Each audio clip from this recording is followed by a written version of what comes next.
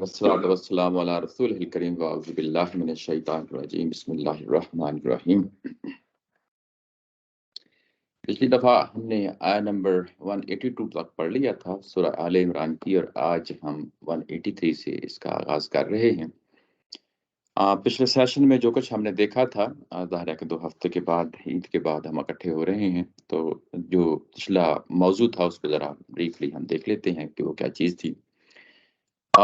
یہ غزوہ احد کے حوالے سے جو مضمون تھا یہ آیا نمبر 179 میں ختم ہو گیا تھا۔ اس کے بعد ایک ضمنی سا یہاں پہ موضوع ہے، اور وہ بھی ظاہر ہے کہ پیچھے زیر بحث آ چکا ہے غزوہ احد کے حوالے ہی سے، یہ کہ لوگوں سے یہ کہا گیا کہ ربا جو ہے وہ اس کو چھوڑیں اور انفاق فی سبیل اللہ کی طرف توجہ دیں، اور یہ انفاق فی سبیل اللہ کے حوالے سے مضمون تھا، جو ظاہر ہے کہ منافقین یہود جو اسلام کے اندر بھی دعویٰ رکھتے تھے کہ ہم نے اس کو قبول کیا ہوا ہے، لیکن اصل جو ہے نا ظاہر ہے کہ وہیں سے آئے تھے، اور ان کی طرف سے یہاں پہ ایک پہلو ہے جس کو یہاں قرآن مجید جو ہے نا زیر بحث لا رہا ہے، وہ یہ کہ انہوں نے ایک بڑا تان ہے جو دین میں، اسلام میں، اور جس طریقے سے قرآن زور دے رہا تھا کہ انفاق فی سبیل اللہ کریں، اس پہ تان کیا ہے۔ ایک طرح کی جو نا بلاسفیمس جو نا اسٹیٹمنٹ ہے، اور یہ اسٹیٹمنٹ یہ کہ اللہ جو ہے نا فقیر ہے، ہم غنی ہیں، یہ آیا نمبر 181 میں، اور یہ کہ اللہ ہمیں بار بار ہم سے تقاضا کیوں کر رہا ہے، وہ کیوں خود جو ہے وہ لوگوں کو یہ مال و دولت اور یہ ضرورت ہے وہ خود کیوں نہیں دے دیتا، اور کیوں ہم سے تقاضا کرتا ہے؟ کیا ہم جو ہے نا امیر ہیں اور ہم امیروں کے ذریعے سے غریبوں کی جو ہے نا وہ مدد کروانا چاہتا ہے؟ یہ بات ہے جو ظاہر ہے کہ انہوں نے اس انداز سے کی کہ اللہ تعالیٰ کی ذات خود فقیر ہے اور ہم غنی ہیں۔ تو اللہ تعالیٰ کی ذات نے یہ کہا کہ ہم ان کی یہ بات جو انہوں نے کہی ہے، یہ ظاہر ہے کہ انتہائی یعنی دیدہ دلیری کی بات تھی، یعنی اللہ تعالیٰ کی ذات پہ پیغمبر کی موجودگی میں اس طریقے سے جو ہے نا تبصرہ کر دیا جائے، اور کیونکہ یہ بہت بڑی اسٹیٹمنٹ تھی اور جان بوجھ کے انہوں نے کہی، تو اس کے بعد یہ کہا کہ ہم اس کو یقینی طور پہ لکھ رکھیں گے۔ کہاں لکھ رکھیں گے؟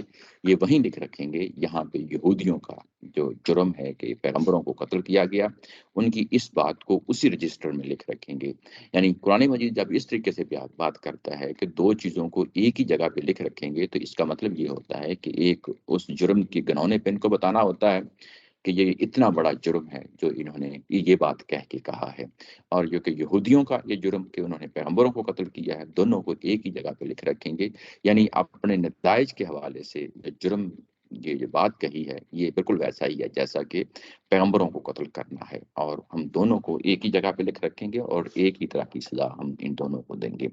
وَنَقُولُ ذُوقُوا عَذَابَ الْحَرِيقِ، یہ حریق یعنی دہکتی ہوئی آگ کا جو ہے نا مزہ چکھو، یہ اس وجہ سے کہ یہ تمہارے اپنے ہی ہاتھوں کی کمائی تھی، ہمارے اپنے ہی ہاتھوں نے یہ سب کچھ کیا، اور اس کے نتیجے میں یہ تمہیں آج دیکھنا پڑا، قیامت والے دن یہ دیکھنا پڑا۔ وَأَنَّ اللَّهَ لَيْسَ بِظَلَّامٍ لِّلْعَبِيدِ، اور اللہ تعالیٰ کی ذات جو ہے ذرا برابر بھی کسی کے ساتھ ظلم نہیں کرتی۔ یہ انسان خود ہیں جو اپنے قدموں پہ کلہاڑی مار لیتے ہیں، اور اسی کا خمیازہ ظاہر ہے کہ قیامت والے دن ان کو بھگتنا پڑے گا۔ آگے بات بڑی، آیا نمبر 183 آج کا جو موضوع ہے اس میں یہاں پہ یہودیوں کی بات کو لے لیا گیا ہے، جو مدینہ کے اندر اہل یہود تھے، انہوں نے بھی کچھ اسی طرح کی جو نا احمقانہ بات کہی تھی، جس طریقے سے اوپر منافقین نے بات کہی ہے، تو بات منافقین سے چلی تھی اور اس کو اس کے ساتھ ریلیٹ کر دیا یہودیوں کے ساتھ، ظاہر ہے کہ قیامت میں ان کو ریلیٹ کر دیا، تو دنیا کے اندر بھی جو ظاہر ہے کہ جب ایک طرح کے دل مل جاتے ہیں تو ایک طرح کا معاملہ ہو جاتا ہے، تو پھر وہ ظاہر ہے بات سے بات نکلتی چلی جاتی ہے، تو وہ بات اسی اینگل سے اسی انداز سے بات کہی، یہ کہی کہ الذین قالوا ان اللہ عہد الینا اللہ نؤمن لرسول حتی یأتینا بقربان تأکلہ النار۔ ان کا یہ کہنا، کن کا یہ کہنا؟ یہی کہ یہ یہودی ہیں، اہل یہود ہیں، یہ کہتے ہیں کہ اللہ نے ہمیں ہدایت کر رکھی ہے، عہد علینا یعنی ہمیں ہدایت کر رکھی ہے۔ ہدایت کس چیز کی کر رکھی ہے؟ کہ ہم کسی رسول پہ ایمان نہیں لائیں گے یہاں تک کہ وہ قربانی کو پیش کر دے۔ قربانی پیش کر دے یعنی کسی بھی جانور کی قربانی پیش کرے، اور اس کے بعد تأکلہ النار، اور جب وہ قربانی پیش کرے تو اس کے بعد ایک آگ ہے جو آسمان سے اترے اور اس کو کھا جائے۔ اس کو کھا جائے۔ یہ وہ جو مطالبہ ہے ان کا کہ ہم اس رسول پہ جس پہ ہمیں ایمان لانے کے لیے بار بار کہا جا رہا ہے، ہمیں تو یہ کہا گیا ہے کہ اللہ تعالیٰ کی طرف سے یہ کہا گیا ہے کہ ہم جب تک جو ہے نا رسول قربانی پیش نہ کر دے، یعنی قربانی کا جانور اس کو ذبح کیا جائے اور اس کے بعد اس کی قبولیت کا معیار یہ ہوگا کہ آسمان سے آگ اترے گی اور اس کو کھا لے گی۔ یہ جو بات ہے کہ آسمان سے آگ اترے گی اور قربانی کھا لے گی، یہ بائبل کے اندر بھی جگہ جگہ اس چیز کا ذکر ہوا ہے، اور قرآن مجید میں بھی آگے جا کے سورہ مائدہ میں حابیل اور قابیل کے واقعے میں اس کو بیان کیا جائے گا۔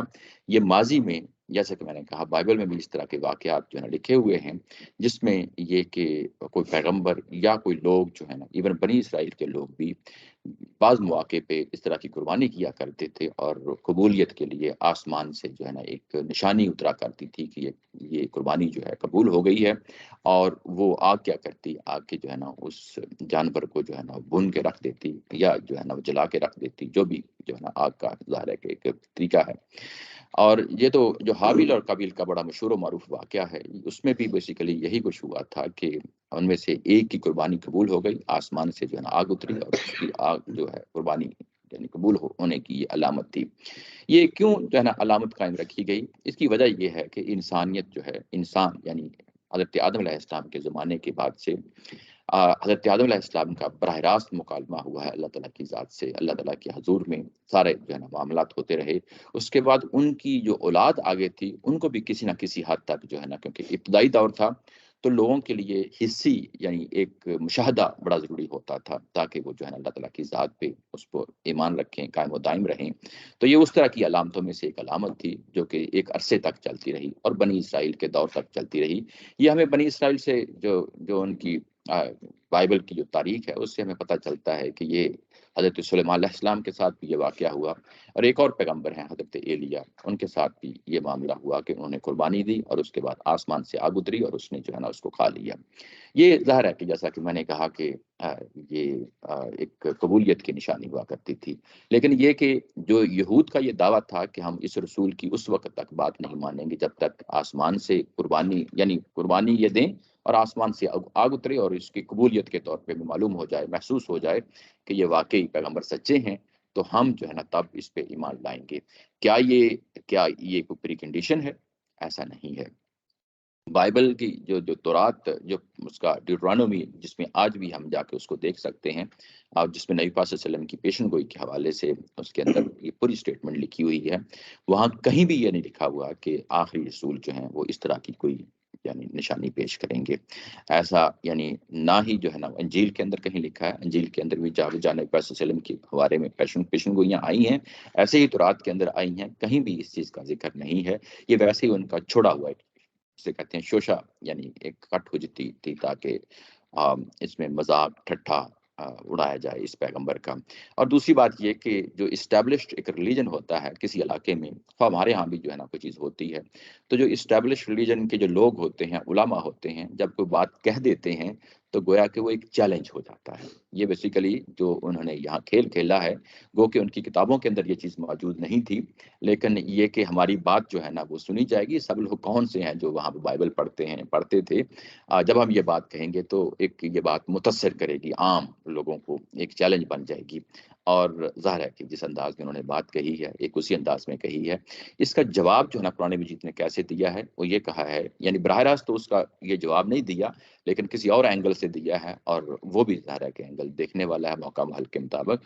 کل قد جاءکم رسل من قبل بالبینات وبالذی قلتم فلما قتلتموہم ان کنتم صادقین، یعنی ان کو بتاؤ کہ تمہارے پاس جو پچھلے رسول آئے تھے من قبلی، یعنی میرے سے جو پہلے رسول آئے تھے، اور وہ تو اس طرح وہ تو نشانیاں لے کے آئے تھے، ٹھیک ٹھاک نشانیاں لے کے آئے تھے۔ بینات کا جب مطلب یعنی یہاں پہ بھی آتا ہے تو اس کے دو مطلب ہوتے ہیں، ایک تو مطلب وہی جو معجزہ ہے جو کرامت ہے۔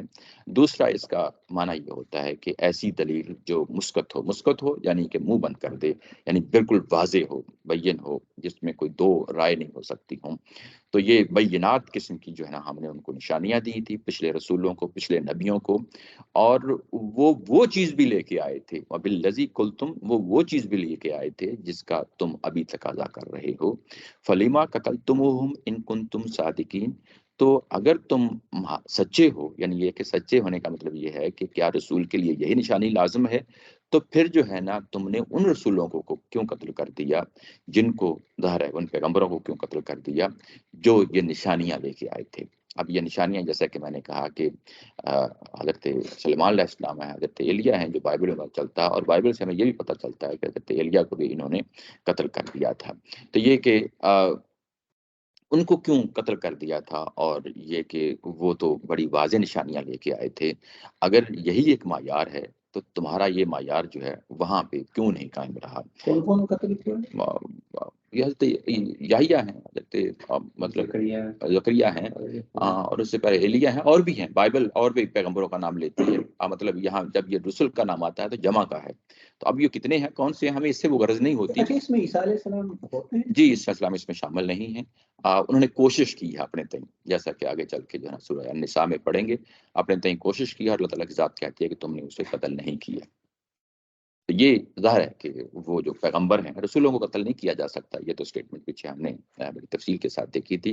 پیغمبروں کو قتل کرنے کے حوالے سے بات کی رہی ہے کہ تم نے ان پیغمبروں کو کیوں قتل کیا جو یہ سب کچھ کر رہے تھے، دکھا رہے تھے۔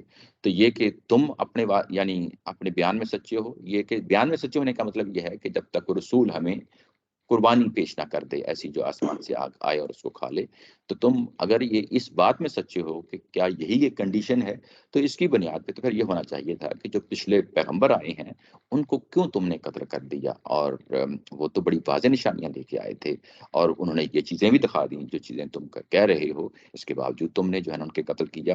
فَإِن كَذَّبُوكَ، اس کے بعد آپ کی طرف جو ہے نا رخ موڑا ہے قرآن میں، جتنے آپ نبی پاک صلی اللہ علیہ وسلم کی طرف رخ موڑا ہے اور بیان کیا ہے، تسلی دی ہے، تشفی دی ہے کہ یہ جو ابھی مطالبہ کر رہے ہیں، یہ اسلام قبول کرنے کے حوالے سے یہ نہیں ہے کہ آپ نے کوئی کمی کر دی، یعنی آپ کی طرف سے کوئی سستی ہوئی، کوئی کوتاہی ہوئی، یا آپ نے کوئی ان کو معجزات نہیں دکھایا، یہ اس وجہ سے جو ہے نا آپ کی تکذیب نہیں کر رہے۔ فَإِن كَذَّبُوكَ، اگر انہوں نے آپ کی اس قرآن مجید کی تعلیمات کی بنیاد پہ آپ کی تکذیب کی ہے، تو فقط کذب الرسل من قبلک، تو انہوں نے آپ کے آنے سے پہلے جو پیغمبر ہیں ان کی بھی تکذیب کی ہے۔ اب یہ ان کی تکذیب کی ہے، کن کی ہے، تو آگے اس کی جو ہے نا بڑے واضح طور پہ بیان کیا ہے۔ قبلک جاؤ بالبینات، وہ تو بینات کے ساتھ آئے تھے، اور والزبر، اور وہ زبر یعنی صحیفوں کے ساتھ آئے تھے، والکتاب المنیر، اور یہ تورات کے ساتھ آئے تھے۔ قرآن مجید کے پہلے جو کتاب منیر کا حوالہ آتا ہے تو وہ ہمیشہ تورات کا ہی حوالہ ہوتا ہے۔ تو وہ جو پچھلے پیغمبر تھے، اب یہاں بینات کون سے ہیں، بینات سے مراد کون سے پیغمبر ہیں؟ ظاہر ہے کہ یہ حضرت عیسیٰ علیہ السلام ہیں، جو ہم سورہ آل عمران میں پیچھے بڑی تفصیل کے ساتھ ان کے معجزے جو ہے نا وہ دیکھ آئے ہیں، کہ وہ جو نشانیاں ان کو ساتھ لے کے آئے تھے اس کا یہاں پہ حوالہ دیا ہے بینات کی صورت میں۔ وہ تو بینات لے کے آئے تھے، یعنی یہ کہ بڑی واضح دلائل لے کے آئے تھے، بڑی واضح جو ہے نا معجزات لے کے آئے تھے، اور تم نے ان کی بھی تکذیب کر دی۔ وہ زبر، اور وہ زبر لے کے آئے تھے۔ زبر یہ زبور کی جمع ہے، حضرت داؤد علیہ السلام پہ جو صحیفہ نازل ہوتا ہے اس کو بھی زبور کہا جاتا ہے، اور ویسے بھی جو تورات اور زبور اور انجیل کے علاوہ جو باقی صحیفے ہیں بنی اسرائیل کے پیغمبروں کو دیے گئے ہیں، اس کی تفصیل بائبل کے اندر ظاہر ہے کہ وہ تمام صحیفے اکٹھے کر دیے گئے ہیں، اس لیے یہ جمع میں آیا ہے۔ تو جب یہ اس طریقے سے جمع میں آتا ہے تو اس میں نہ صرف وہ زبور ہوتی ہے جو حضرت داؤد علیہ السلام کی ہے، بلکہ باقی پیغمبروں کے صحیفے ہیں ان کو بھی شامل کر لیا جاتا ہے، کیونکہ جمع کی صورت میں ہے۔ زبر ویسے بھی زبور یہ اس کتاب کو کہتے ہیں، صحیفے کو کہتے ہیں، ٹکڑے کو کہتے ہیں، یعنی کوئی بھی یہ ٹکڑا ہوتا ہے کسی چیز کا، کتاب کا ہوتا ہے یا کسی اور چیز کا، تو اس کے لیے لفظ زبور آتا ہے۔ تو ظاہر ہے یہاں پہ حضرت داؤد علیہ السلام اور باقی پیغمبروں کے جو صحیفے ہیں ان کو یہاں پہ شامل کیا گیا ہے۔ کتاب منیر یہ واضح کتاب، منیر روشن کتاب، ظاہر ہے کہ قرآن مجید کے آنے سے پہلے یہ اسٹیٹس صرف تورات کو حاصل ہے، اور یہ ظاہر ہے اس کے لیے ہے، یعنی وہ جو پیغمبر آئے ہیں جن کی تکذیب کی گئی ہے ان کا پورا جو ہے نا بیسیکلی پورا شجر نسب جو ہے نا بیان کر دیا گیا ہے۔ اب یہاں پہ ایک اور پہلو ہے جو قرآن مجید کے ساتھ ظاہر ریلیٹ ہوتا ہے۔ یہاں بینات تو عیسیٰ علیہ السلام کے بارے میں ہو گئے، لیکن زبر اور کتابیں منی تو کتابیں ہیں، تو یعنی وہ کتابیں بھی بنیادی طور پہ بینات تھیں، مثبت جواب تھا اس کے اندر، اور بین تھیں، بڑی واضح چیزیں تھیں۔ اور جب وہ ان پیغمبروں کو جو زبر اور کتاب منیر لے کے آئے تھے ان کو انہوں نے تکذیب کر دی، جٹلا دیا، تو آپ تو قرآن مجید لے کے آئے ہیں، اور ظاہر ہے کہ یہ بھی وہ کتاب منیر ہی کی طرح کی ایک چیز ہے، اللہ تعالیٰ کی طرف سے نازل شدہ ہے۔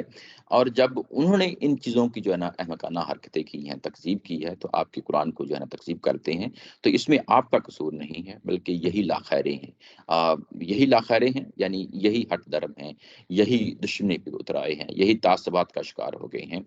اور اب اس چیز کا فیصلہ ظاہر ہے کہ زمین پہ نہیں ہو سکتا۔ کل نفس ذائقۃ الموت، ہر شخص کو جو ہے نا موت آنی ہے، کل کو قیامت والے دن حاضر ہونا ہے۔ اس میں پیغمبر ہوں، اس میں بنی اسرائیل ہوں، بنی اسماعیل ہوں، اور یہ موجودہ جو پیغمبر ظاہر ہے جس کا ابھی ذکر نبی پاک صلی اللہ علیہ وسلم کا ہو رہا ہے، ہر شخص کو موت آنی ہے، اور اس چیز کا فیصلہ اب قیامت والے دن ہوگا۔ یہ کہ زمین پہ یہ اس چیز کے فیصلے کر دیے جائیں یا ان کو نشانیاں دکھا دی جائیں، یہ یعنی آنکھیں کھولنے کے لیے جو پرانی کتابیں تھیں، زبر تھی، کتاب منیر تھی، اور یہ قرآن ہے، یہ کافی ہے۔ لیکن یہی مانتے تو ان کو چھوڑیں، یہ کہ اس کا فیصلہ جو ظاہر ہے کل قیامت والے دن ہوگا، اور ہر ایک نے مرنا ہے، اور جب مرنا ہے تو پھر اس کے بعد یہ کہا کہ وَإِنَّمَا تُوَفَّوْنَ أَجُورَكُمْ يَوْمَ الْقِيَامَةِ، تم جو کچھ بھی جو ہے نا دنیا کے اندر کما کے آؤ گے اس کا بدلہ تمہیں جو ہے نا قیامت والے دن مل جائے گا۔ فَمَنْ زُحْزِحَ عَنِ النَّارِ وَأُدْخِلَ اجورکم کا کیا مطلب؟ اجر سے ہے نا، اجر، اچھا اجر سے۔ اجر سے، اجر یہ کہ آپ کو پتہ ہی ہے یہ کہ بدلہ ہوتا ہے، تو یعنی قیامت والے دن تمہارے پورا بدلہ دے دیا جائے گا۔ اجور یعنی اجر کی جمع ہوتی ہے، تو یعنی اجر دے دیا جائے گا، یعنی جو کچھ بھی تم نے دنیا کے اندر کمایا ہوگا، جو بھی محنتیں کی ہوگی، جس میدان میں محنتیں کی ہوں گی، تعصبات کی محنتیں کی ہوں گی تو تعصب کی فصل کاٹو گے، اگر ایمان تقوی کی فصل لگائی ہے تو ظاہر ہے کہ ایمان اور تقوی کی فصل جو ہے تم کاٹو گے۔ اور قیامت والے دن جو دوزخ سے ہٹا دیا گیا، زحزحہ یعنی ہٹا دینا، بچا لینا، کس زحزحہ عن النار، جس کو دوزخ سے ہٹا دیا گیا، بچا لیا گیا، وہ ادخل الجنت، اور جنت میں داخل کر دیا گیا، فقط فاز، اور وہی شخص جو ہے وہ کامیاب ہو گیا۔ وما الحیات الدنیا الا متاع الغرور، اور یہ دنیا محض دھوکے کا سودا ہے، دھوکے کا سودا ہے یعنی فریب کا سودا ہے، یہ فریب کا معاملہ ہے جو یہ دنیا تمہارے سامنے ہے۔ یہ کیوں کہا فریب کا معاملہ ہے؟ اس لیے کہ اگر ایک شخص قیامت کو یا آخرت کو سامنے رکھ کے زندگی نہیں گزارتا، اپنی زندگی کی ترتیب اس طریقے سے نہیں دیتا کہ وہ کل قیامت آنی ہے، اللہ کے حضور ہونا، میں نے حاضر ہونا ہے اور حساب و کتاب دینا ہے، تو پھر اس کی زندگی دنیاوی زندگی شعور کی زندگی ہے۔ اگر یہ شعور کی زندگی گزارتا نہیں، قیامت کو سامنے نہیں رکھتا، تو اس کے بعد لامحالہ طور پہ کچھ اور اس کے سامنے اہداف ہو جاتے ہیں، یا اس کی اپنی زندگی ہوتی ہے، یا اس کے اپنے بیوی بچے ہوتے ہیں، مال و دولت ہوتے ہیں، روزمرہ کے معاملات ہوتے ہیں، اس کی نفسانی خواہشات ہوتی ہیں، کچھ تعصبات ہوتے ہیں، دنیا کے لیے جو نتاغ و دو ہوتی ہے۔ یہ پھر جب انسان کے جو ہے نا وہ اپنے سامنے ٹارگیٹس رکھ لیتا ہے، تو پھر جب یہ ٹارگیٹ رکھ لیتا ہے تو یہی چیزیں اس کے لیے دھوکے کا باعث بن جاتی ہیں۔ اسی کے لیے کہا کہ یہ دنیا جو ہے یہ محض دھوکے کا سودا ہے، لیکن اس شخص کے لیے دھوکے کا سودا نہیں ہے یہ شعوری زندگی گزارتا ہے اور قیامت کو سامنے رکھتے اپنی زندگی کو ترتیب دیتا ہے، اس کے لیے یہ دھوکے کا معاملہ نہیں ہے۔ یہ غرور غرہ سے ہے، غرر جس کو ہم کہتے ہیں یہ وہی ہے، اور غرور ہمارے یہاں اردو میں بھی استعمال ہوتا ہے، یہ غرور سے اتر جس کو ہم پرائڈ کے معنوں میں استعمال کر لیتے ہیں، اس میں بھی ہو جاتا ہے۔ ایک اس کا دوسرا معنی ہے لٹریری، جو کہ اردو میں بھی ہوتا ہے لیکن عام لوگوں کو اس کا معلوم نہیں ہوتا کہ وہ یہ ہے کہ یعنی غرور دھوکا اس کو کہا جاتا ہے۔ غرہ غرر سے ہے جیسے کہ کسی شخص کو دھوکا دینا اور اس کو معلوم نہ ہو دوسرے شخص کو کہ میرے ساتھ کیا ہو گیا، کیا ہاتھ ہو گیا، اس کے معنوں میں یہ استعمال ہو جاتا ہے۔ تو یہ کہ ظاہر ہے کہ اصل معاملہ جو ہے وہ قیامت تک کے لیے اٹھایا گیا ہے، زمین پہ اب ان کے ایمان اور عمل کا جو ہے نا وہ معاملہ نہیں کیا جائے گا۔ اب یہ اس حد تک پہنچ چکے ہیں کہ ان کو اب اس کا کیا جواب دیا جا سکتا ہے۔ یہ اس وقت اندھے ہیں، ہٹ طرف ہیں، اور یہ اس وقت اس بات کو ماننے کے لیے تیار نہیں ہیں۔ یہودیوں کے بات ہو۔ جی انہی کی ظاہر ہے کہ انہوں نے جو پیچھے بات کہی تھی یہ اس کی بات ہو رہی ہے۔ پیچھے بات کیا کہی تھی؟ یہی کہی تھی کہ جب تک جو ہے نا یہ رسول ہمیں یہ قربانی نہ پیش کر دے جو آسمان سے آ گئے اور اس کو کھا لے، اور یہ نشانی کا جو مطالبہ ہے اسی کی تسلسل میں یہ ساری باتیں کہی جا رہی کیا ہیں۔ یہ کسی دنیاوی خواہش اس کے پیچھے ہوگی؟ کس کے پیچھے؟ یہاں پر یہ جو جملہ لایا گیا ہے کیا یہ جو وہ اس طرح کے جذباتی قسم کے طالبات رکھ رہے ہیں، جی جی کیا یہ کوئی دنیاوی خواہش ہے یا اس لیے؟ نہیں، وہی تعصب ہے یہ کہ ہم جو ہے نا ہم اللہ کی چہیتی قوم ہے، ہم جو کچھ بھی کر لیں ہمارے سے مواخذہ نہیں ہوگا اگر ہم گئے. اس طرح بقرہ میں بڑی تفصیل کے ساتھ جو ہے نا ہم جب پڑھ رہے ہیں ہمارے ساتھ جو کچھ بھی ہم کر لیں کچھ نہیں ہوگا. اگر فرض کیا ہمیں دوزخ میں بھی جانا پڑا تو چند ایک لمحوں کے لیے جائیں گے، واپس آ جائیں گے. یہ ان کا ظاہر ہے کہ شفاعت کا عقیدہ ہے، اور وہ پوری جو یعنی یہ کہ ہم مکلف نہیں ہیں، یعنی وہ ان میں سے بعض یہ مانتے تھے کہ یہ نبی ہیں، لیکن یہ کہ ہم مکلف نہیں ہیں کہ لازمی طور پہ اس نبی پہ جو ہے نا ایمان لائیں. تو یہ اس طرح کی ان کی بے شمار جو ہے نا پیچھے ہم اسٹیٹمنٹس پڑھا ہیں پیچھے. اور یہاں پہ ظاہر ہے کہ جو انہوں نے بات کہی ہے، اب سورہ بقرہ اور آل عمران بڑی تفصیل کے ساتھ پیچھے پڑھائے ہیں. اب جس جگہ پہ یہ کھڑے ہیں یہ تعصب کی جگہ ہے، اب اناد کی جگہ ہے، دشمنی کی جگہ ہے. اس طرح کے جو ہے نا وہ چھوشے چھوڑ رہے ہیں، اور اس کی وجہ یہی ہے کہ کسی طریقے سے جو ہے نا مسلمانوں کے اندر اور عام لوگوں کے اندر جو ہے نا ایک طرح کی یوں کہہ لیں کہ اس طرح کی باتیں چھوڑیں گے، پروپیگنڈا ہوگا، اور اس کی بنیاد پہ ہم لوگوں کو دلوں کے اندر جو ہے نا وہ منفی احساسات اور جذبات اس پیغمبر کے خلاف جو ہے نا پیدا ہو جائیں گے. تو یہ چیزیں ہیں جو یہاں پہ اس طریقے سے بیان کی جا رہی ہیں اور جن کو ظاہر یہاں پہ بیان کیا گیا ہے. اس کے بعد اسی کے تسلسل میں آگے جو بات ہو رہی ہے وہ یہ ہے کہ لَتُبْلَوُنَّ فِي أَمْوَالِكُمْ وَأَنفُسِكُمْ، ہم تمہیں لازمی طور پہ آزمائیں گے. ہم تمہیں، لا کا لفظ آ گیا تو لا کا مطلب یہ حرف ہوتا ہے، اس کا مطلب یہ ہوتا ہے کہ لازمی طور پہ، یعنی ہر صورت میں تمہیں آزمائیں گے. تبلا بلنا کا یہ وہی پیچھے پیچھے بار بار جو ہے ہم پڑھ آئے ہیں کہ یہ بلا یعنی آزمانا، آزمائش میں ڈالنا، یہ اس معنی میں استعمال ہوتا ہے. اور ہم کہاں کہاں تمہیں آزمائیں گے؟ تمہارے مالوں کے اندر تمہیں آزمائیں گے، اور تمہاری جانوں کے اندر تمہیں آزمائیں گے. وَأَنفُسِكُمْ، اور تمہاری جانوں کے اندر آزمائیں گے. اور اس کے ساتھ کیونکہ پیچھے جو ہے نا یہ جو بات دونوں نے کہی ہے، کنہوں نے کہی ہے؟ یہ کہ پیچھے منافقین نے بات کہی کہ اللہ کیا جو ہے نا وہ غریب ہو گیا اور ہم امیر ہیں، اور اس کے بعد ان اہل یہود نے بات کہی کہ جو ہے نا یہ کہ تب تک اس رسول پہ ایمان نہیں لائیں گے جب تک جو ہے نا قربانی نہ پیش کر دی جائے. اس کے لیے کہا کہ ولا تسمعن من الذین اوتوا الکتاب من قبلکم ومن الذین اشرکوا اذى کثیرا. تو پہلے اس بات کو اسٹیبلش کیا کہ ہم تمہیں لازمی طور پہ آزمائیں گے، مال میں بھی آزمائیں گے اور جانوں میں بھی آزمائیں گے، تمہاری اپنی جانوں میں.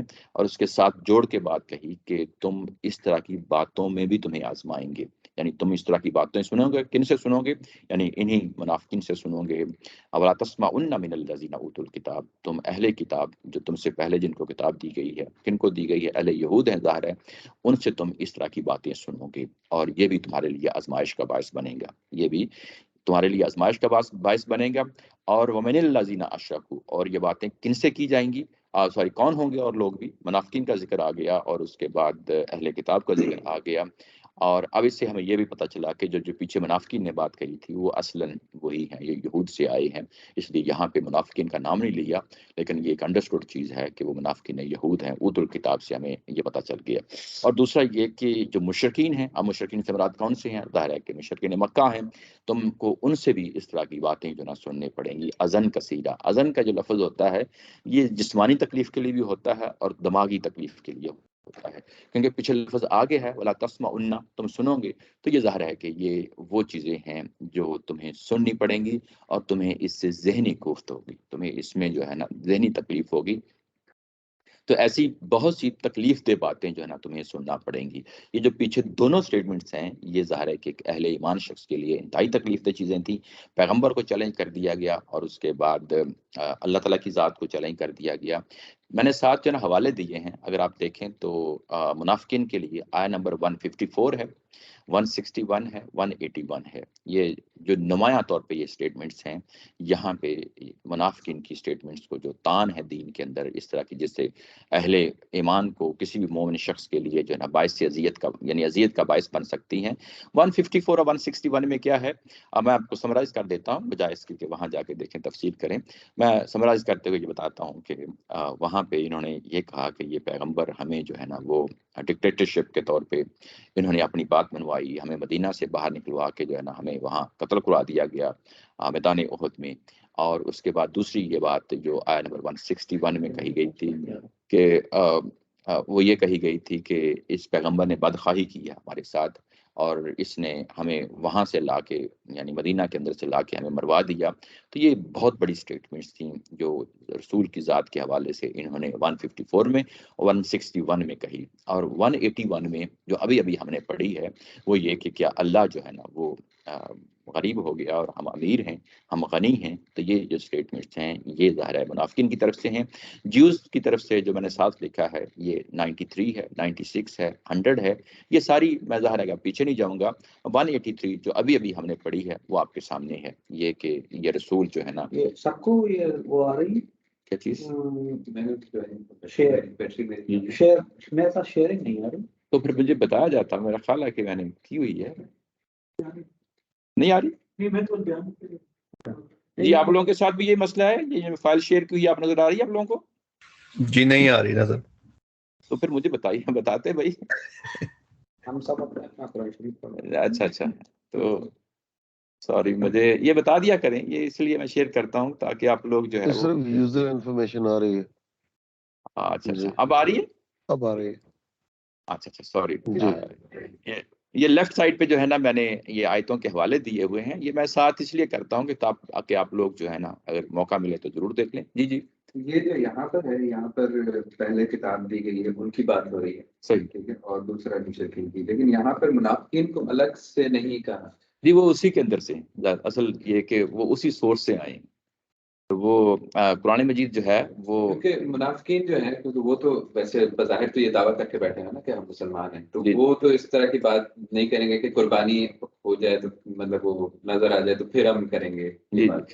یہ جو پہلے جو تقریباً 10 سال ہے نا، اس میں ایک یوں کہہ لیں کہ یہ تو نہیں کہا جا سکتا ایگزیکٹلی کہ وہ کتنے عرصے تک جو ہے نا جو منافقین یہود ہیں وہ ڈومینیٹ رہے، لیکن یہ کہ جب تک جو ہے نا وہاں پہ رہے عمومی یہود جو ہیں رہے، اور تب تک جو ہے نا یہ اپنا کھیل کھیلتے رہے۔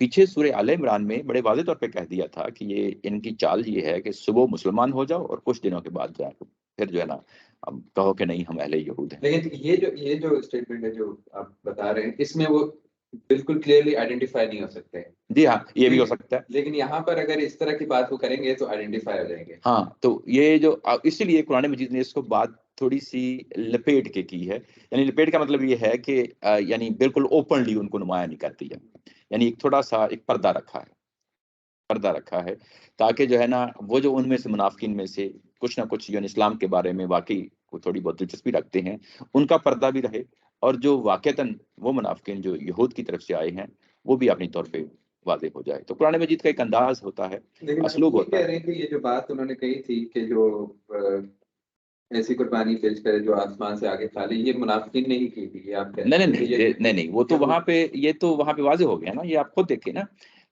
یہ یوں ہی آپ پیچھے پڑھتے ہیں، یہاں قربانی کا معاملہ کہا گیا ہے تو یہ کنہوں نے کہا؟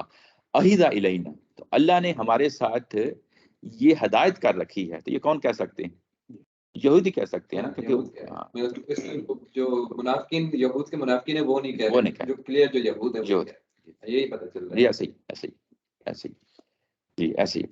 اچھا اس کے بعد آگے بڑھتے ہیں۔ اچھا یہ جو کہا گیا کہ تمہیں ہم آزمائیں گے، یہ قرآن مجید کا بھی یہ اسلوب ہے کہ کسی ایک جگہ پہ ایک پرنسپل سٹیٹمنٹ جو ہے نا بیان کر دیتا ہے۔ اب یہ پرنسپل سٹیٹمنٹ کہاں ہے؟ یہ سورہ بقرہ کی آیا 55 میں ہے، میں آپ کو وہاں پہ لے جاتا ہوں اور اس کو بھی آپ دیکھ لیں وہ کیا ہے۔ سورہ بقرہ کی جو 155 ہے وہاں ہے وَلَنَبْلُوَنَّكُمْ بِشَيْءٍ مِّنَ الْخَوْفِ وَالْجُوعِ وَنَقْصٍ مِّنَ الْأَمْوَالِ وَالْأَنفُسِ وَالثَّمَرَاتِ۔ یہ جو سٹیٹمنٹ ہے وہاں پہ بھی یہی کہا کہ ہم تمہیں لازمی طور پہ جو ہے نا آزمائیں گے، خوف سے آزمائیں گے، بھوک سے آزمائیں گے، نقصان سے آزمائیں گے، مالوں میں نقصان اور تمہاری اپنی جانوں میں، اور اس کے بعد یہ کہ تمہاری فصلوں میں، یہ ساری چیزیں ہیں۔ اب ظاہر ہے کہ یہ موقع تفصیل کا نہیں تھا، اب اس کو قرآن مجید جب کسی اور چیز کا حوالہ دیتا ہے اپنی ہی کسی آیت کا، تو قرآن مجید کا اسلوب یہ ہے، یہ نہیں کہتا کہ فلاں آیت جا کے پڑھ لو، بلکہ یہ کہتا ہے کہ اس کو سمرائز کر دیتا ہے۔ تو لا تبلغن فی اموالکم وانفسکم، یہ حوالہ بن گیا۔ یہ کس چیز کا؟ وہ حوالہ جو پیچھے پڑھ آئے ہو۔ اب کیونکہ پیچھے جو بات کہی تھی اس کے اندر یہ چیز شامل نہیں تھی کہ تمہیں سننا بھی پڑے گا کچھ، تو اس کے لیے پھر جو ہے نا جہاں پہ ایک اضافی بات کہی ولا تسمعن من الذین اوتوا الکتاب من قبلکم، تو گویا کہ اب یہاں پہ یہ بات کر دی گئی کہ جو پیچھے بات کہی تھی آزمائش کی، وہ محض آزمائش جو ہے نا جانی آزمائش نہیں تھی، یہ جانی چیزیں ہوتی ہیں نا کہ آپ کی جان چلی جائے، آپ کے فصلیں اجڑ جائیں، آپ کے مال مویشی جو ہے نا خاتمہ ہو جائے، تو یہ ظاہری چیزیں ہیں یہ. لیکن ایک ذہنی تکلیف بھی ہو سکتی ہے. کیا ذہنی طور پہ بھی آزمایا جا سکتا ہے؟ تو وہ یہاں پہ بتایا جا رہا ہے کہ تمہیں ایک اس طرح کی سچویشن بھی کنفرنٹ کرنی پڑے گی کہ تمہیں بہت ساری باتیں سننی پڑیں گی، اور یہ اسی کا حصہ ہے. لَتُبْلَوُنَّ فِي أَمْوَالِكُمْ وَأَنفُسِكُمْ. جب یہ کہا گیا کہ تمہیں آزمائیں گے، تو آزمائش میں ظاہر ہے کہ ظاہری آزمائش بھی ہے اور دماغی یعنی آزمائش بھی ہے، جس میں تم کو یہ اس طرح کی بے شمار چیزیں جو ہے نا سننی پڑیں گی. اس کے بعد کہا ہے کہ وَإِن تَصْبِرُوا وَتَتَّقُوا فَإِنَّ ذَلِكَ مِنْ عَزْمِ الْأُمُورِ. وَإِن تَصْبِرُوا وَتَتَّقُوا، اگر تم نے صبر سے کام لیا اور تقوی سے کام لیا، یہ کنڈیشنل سٹیٹمنٹ ہے. اور اس کے بعد جو سیکنڈ کلاز ہوتی ہے، فرسٹ کلاز میں کنڈیشن بیان ہوتی ہے، سیکنڈ میں یہ کہ وہ یہاں بیان نہیں کی گئی. تو وہ نیچے ترجمے میں نے ہائی لائٹ کر دیا ہے، وہ یہ کہ اگر تم صبر سے کام لیتے ہو، اگر تم تقوی اختیار کرتے ہو، تو وہ جو سٹیٹمنٹ یہاں پہ حذف ہے، خدا تمہاری مدد کرے گا. یہ کہاں سے لیا؟ ظاہر ہے کہ یہاں جب قرآن مجید کا حذف آتا ہے تو اس کو سمجھنا پڑتا ہے کہ یہ حذف کی نیچر کیا ہے، کیونکہ ہم پوری سورہ کو سامنے رکھتے ہوئے حذف بھی کھول رہے ہوتے ہیں. تو سورہ کے اندر جگہ جگہ یہی کہا گیا ہے کہ جب تم ثابت قدم رہو گے، تم تقوی اختیار کرو گی، اللہ کی مدد آئے گی. یہ پیچھے بار بار پڑھ آئے ہیں. تو اسی چیز کو یہاں پہ حذف کے طور پہ رکھا ہے اللہ تعالیٰ کی ذات میں، کہ پھر تمہاری جو ہے نا اللہ تعالیٰ کی ذات مدد کرے گا. یعنی یہ تم خود کر لو گے. کیا کر لو گے؟ کہ آزمائشوں میں جب تم کامیاب ہو جاؤ گے، تمہاری جانی جو ہے نا ظاہر ہے اور مال ہے اور اس طرح کی جو اذیتیں ہیں جو تمہیں سہنی پڑیں گی، تو اس کے نتیجے میں ظاہر ہے کہ تم نے صبر سے کام لینا ہے. یہاں صبر سے کیا مراد ہے؟ صبر سے مراد یہ ہے کہ تم نے برانگیختہ نہیں ہونا، اشتعال کا شکار نہیں ہونا. ایک طرف اگر انہوں نے کوئی چیز آپ کو سنائی تو آگے 10 باتیں ان کو سنا دیں، یہ کام نہیں کرنا. یہ ٹھنڈے دل و دماغ کے ساتھ جو ہے نا وہ آپ لوگ جو ہے نا برانگیخت نہیں ہونا، اشتعال کا شکار نہیں ہونا، اور اس کے بعد کوئی جلد بازی میں کوئی قدم نہ اٹھا لینا. یہ بات ہے جو یہاں پہ تصویروں میں جو ہے نا بیان کی گئی ہے. یعنی اس طرح کی چیزوں کو برداشت کرتے ہوئے چلنا چاہیے. تمہارے اندر برداشت کا مادہ ہے، اللہ تعالیٰ کی بار بار ان کو جو ہے نا کہا جا رہا ہے. وَتَتَّقُوا، اور یہ کہ جو تمہیں کہا جا رہا ہے اس کو پلے باندھ لو. یعنی جو اللہ تعالیٰ کی طرف سے احکامات آ رہے ہیں، یہ رسول جو ہے نا احکامات تمہیں پڑھ کے سنا رہے ہیں یا خود وہ بات کہہ رہے ہیں کوئی آپ کو، تو اس باتوں کو پلے باندھ لو، ان کو سن لو اور ان کو، یعنی یہی تقویٰ ہے. یعنی جو چیزیں تمہیں بتائی جا رہی ہیں اس کو پلے باندھ لو. فَإِنَّ ذَلِكَ مِنْ عَزْمِ الْأُمُورِ. اور یہ جو بات کہی جا رہی ہے فَإِنَّ ذَلِكَ، کہ یہ چیز کون سی چیز؟ یہ کہ ابھی یہ کہ تمہیں اللہ کی مدد آئے گی، اس کے لیے یہ چیز لازمی قرار دے دی گئی ہے. عزم الامور، عزم الامور کے دو معنی ہیں جو آپ کو ترجمہ میں ملیں گے. ایک عزیمت والی چیزیں ہیں، یہ ترجمہ بھی لوگوں نے کیا ہے، اور ایک اس کا ترجمہ یہ کہ یہ لازمی امور میں سے ہیں. لازمی امور میں سے ہیں، یہ دونوں معنی یعنی چلتے ہیں اور دونوں ٹھیک ہیں اس میں. لیکن دیکھا جائے گا ظاہر ہے کہ نظم کی روشنی میں، تو نظم کی روشنی یہ کہہ رہی ہے کہ یہاں پہ اگر اللہ کی مدد آنی ہے تو اس کے لیے لازمی قرار دے دی گئی ہے. تو نظم ہمیں یہی بتاتا ہے کہ صبر اور تقوی جو ہے نا اس کے لازمی انگریڈینٹس میں سے ہیں، اور اللہ کی مدد تبھی آئے گی. یہ کہ سب صبر کرو اور تقوی کرو، یہ عظیمت کے کام ہیں. تو یہ اس سے جو ہے نا وہ بات نہیں نکلتی جو بات زیادہ واضح طور پہ جو ہے نا بندہ غور و فکر کرتا ہے تو یہ نمایاں ہو جاتی ہے کہ یہ دوسری بات کہی جا رہی ہے کہ یہ ان کاموں میں سے ہیں جو اس کے لیے لازمی قرار دے دی گئی ہیں. کس کے لیے؟ یعنی اللہ تعالیٰ کی مدد کے لیے لازمی قرار دے دی گئی ہیں. کچھ بار یعنی کنڈیشنل اسٹیٹمنٹ کے طور پہ آ رہا ہے نا، وَإِن تَصْبِرُوا وَتَتَّقُوا. تو جب کنڈیشنل اسٹیٹمنٹ ہے تو ظاہر ہے کہ اس کے لیے کہا گیا کہ یہ اگر یہ کام ہمارے سامنے آنا ہے، اللہ کی مدد نے آنا ہے، تو اس کے لیے پھر لازمی ہے کہ تم نے تصبر اور تقوی سے کام لینا ہے. اس کے بعد اتنی بات سمجھانے کے بعد جو اوپر آیت نمبر 185 تھی، پھر اس کے ساتھ مضمون کو ریلیٹ کر دیا ہے. درمیان میں یہ کیوں بات کہی گئی؟ کیونکہ قرآن مجید کا یہ اسلوب ہوتا ہے، کہیں بات کو سمجھانا ہوتا ہے، کہیں جملہ معترضہ آ جاتا ہے، کہیں کوئی تبصرہ کرنا ہوتا ہے. تو یہاں پہ تسلی دی جا رہی ہے مسلمانوں کو کہ اگر تمہیں اس طرح کی آزمائشیں گزر رہے ہو، جیسا کہ ظاہر ہے کہ غزوہ احد میں گزر گئی ہیں، اس کے بعد اس کا ایک اور پہلو بھی سامنے آ جاتا ہے. ایک اور پہلو سامنے آ جاتا ہے. وہ پہلو یہ ہے کہ یہ آزمائشیں ابھی ختم نہیں ہوئی. یہ لا تبلون فی اموالکم، تمہیں لازمی طور پہ آزمائیں گے. تو یہ ابھی جو آزمائشیں ہیں، پیک تو گویا کہ ظاہر ہے کہ احد میں آ گئی، لیکن کیا یہ آزمائش یہاں پہ ختم ہو جائے گی؟ نہیں. بلکہ یہ صحابہ کرام کی پوری زندگی پہ چھائی ہوئی آزمائشیں ہیں۔ اس لیے ہمیں دیکھتے ہیں کہ قدم قدم پہ ان کے ساتھ اس طرح کے معاملات ہوتے رہے ہیں، اور یہ کہ یہ جو آزمائشیں ہیں آگے غزوہ احزاب میں بھی چل کے بڑی پیک کے طور پہ جو ہے نا یہ ہمارے سامنے آتی ہیں، وہاں پہ بھی اچھی خاصی طریقے سے ان کو ہلا دیا گیا ہے اہل ایمان کو، اور یہ ان کی پوری زندگی کا معاملہ رہا ہے۔ اس لیے لا تبلغن یہ اصولی طور پہ ان کی پوری زندگی اس پہ حاوی ہے صحابہ کرام کی، کہ ان کے ساتھ یہ معاملہ ان کی پوری زندگی میں یہ چلتا رہا ہے۔ اس کے بعد یہ جو بات درمیان میں کہی 185، اسی کے تسلسل میں آگے پھر بات اس کو چلایا ہے۔ پیچھے جو بات کہی گئی تھی 185 184 میں وہ کیا تھی؟ یہی کہ قربانی پیش کریں، اور یہ اللہ تعالیٰ کی ذات نے ہمارے ساتھ جو ہے نا وہ ہدایت کر رکھی ہے، عہد کر رکھا ہے کہ جب تک یہ پیغمبر جو ہے نا قربانی نہیں پیش کریں گے تب تک ہم اس کو قبول نہیں کریں گے۔ اسی بات کو یہاں تسلسل میں رکھا ہے، وَإِذْ أَخَذَ اللَّهُ مِيثَاقَ الَّذِينَ أُوتُوا الْكِتَابَ لَتُبَيِّنُنَّهُ لِلنَّاسِ وَلَا تَكْتُمُونَهُ، یہ کہ یہ تو ان کو یاد رہا، اور وہ جو یاد رہا وہ جھوٹ موٹ ان کا ظاہر ہے، ہمیں معلوم ہو گیا وہ جھوٹ موٹ ان کا تھا، مسلمانوں کو چھوڑا تھا کہ یہ پیغمبر ایسا کریں، لیکن اصل جو چیز ہے وہ یہ کہ ان کے ساتھ جو عہد کیا ہوا تھا، انہوں نے یہی کہا تھا نا عہد علینا، کہ ہمیں پابند کر دیا گیا ہے، اور یہ جو بات عہد علینا والی تھی وہ تو اس رسول کے ساتھ کہیں بھی بیان نہیں ہوئی تھی، نہ تورات میں بیان ہوئی ہے، نہ انجیل میں بیان ہوئی ہے، نہ صحیفوں میں بیان ہوئی ہے، لیکن جو اصل چیز بیان ہوئی ہے جو ان کے ساتھ عہد معاہدے والی ہے وہ کیا بات ہے؟ اب اس کو کھولا ہے قرآن مجید نے کہ ہم نے تو ان کے ساتھ عہد معاہدہ کر رکھا ہوا تھا۔ کون سا عہد معاہدہ؟ اس کو کہا ہے کہ الذین اوتوا الکتاب، ہم ان اہل یہود کے ساتھ عہد معاہدہ کر رکھا ہوا تھا۔ وہ عہد معاہدہ یہ تھا کہ لا تبیننہ للناس، کہ تم اس تورات کو کھول کر بیان کرو گے، واضح طور پہ بیان کرو گے، لوگوں کے سامنے اس کو رکھو گے، ولا تکتمونہ، اور اس کے اندر جو کچھ بھی لکھا ہے اس کو چھپاؤ گے نہیں۔ اس کو چھپاؤ گے نہیں یعنی یہ کہ تم یعنی اس پہ تعویل نہیں کرو گے، یا اس چیز کو تم نہیں کھولو گے، چھپاؤ گے۔ تو یہ جو چیزیں ہیں یہ تمہارے ساتھ عہد کر رکھا تھا، اور جب یہ عہد کر رکھا تھا تو تم نے کیا کیا؟ فَنَبَذُوهُ وَرَاءَ ظُهُورِهِمْ، تم نے اس عہد معاہدے کو، جو اصل عہد معاہدہ تھا تورات کے اندر، وہ جو عہد معاہدہ تھا تم نے اپنی پیٹھوں کے پیچھے پھینک دیا، وَاشْتَرَوْا بِهِ ثَمَنًا قَلِيلًا، اور اس کے بعد تھوڑی قیمت میں اس عہد معاہدے کو بیچ دیا، کیونکہ ظاہر ہے فَبِئْسَ مَا يَشْتَرُونَ، اور کتنی ہی بری بات ہے جو انہوں نے یعنی یہ سودا کیا۔ یہ جو عہد معاہدہ ہے ظاہر ہے کہ قرآن مجید کے اندر مختلف جگہوں پہ بیان ہوا ہے، لیکن یہ جو عہد معاہدہ ہے جس کا یہاں پہ ذکر ہو رہا ہے وہ پیچھے آیت نمبر 81 میں جو ہے نا وہ گزر چکا ہے۔ میں آپ لوگوں کو وہاں لے جاتا ہوں اور جا کے ہم اس کو دیکھ لیتے ہیں کہ وہ عہد معاہدہ کیا تھا۔ وہ یہ تھا، اگر آپ پیچھے جائیں تو اسی سورہ کے اندر 81 میں دیکھیں، وہاں ہے وَإِذَا أَخَذَ اللَّهُ مِيثَاقَ النَّبِيِّينَ لَمَا آتَيْتُكُم مِّن كِتَابٍ وَحِكْمَةٍ ثُمَّ جَاءَكُمْ رَسُولٌ مُصَدِّقٌ لِّمَا مَعَكُمْ لَتُؤْمِنُنَّ بِهِ وَلَا تَنصُرُنَّهُ۔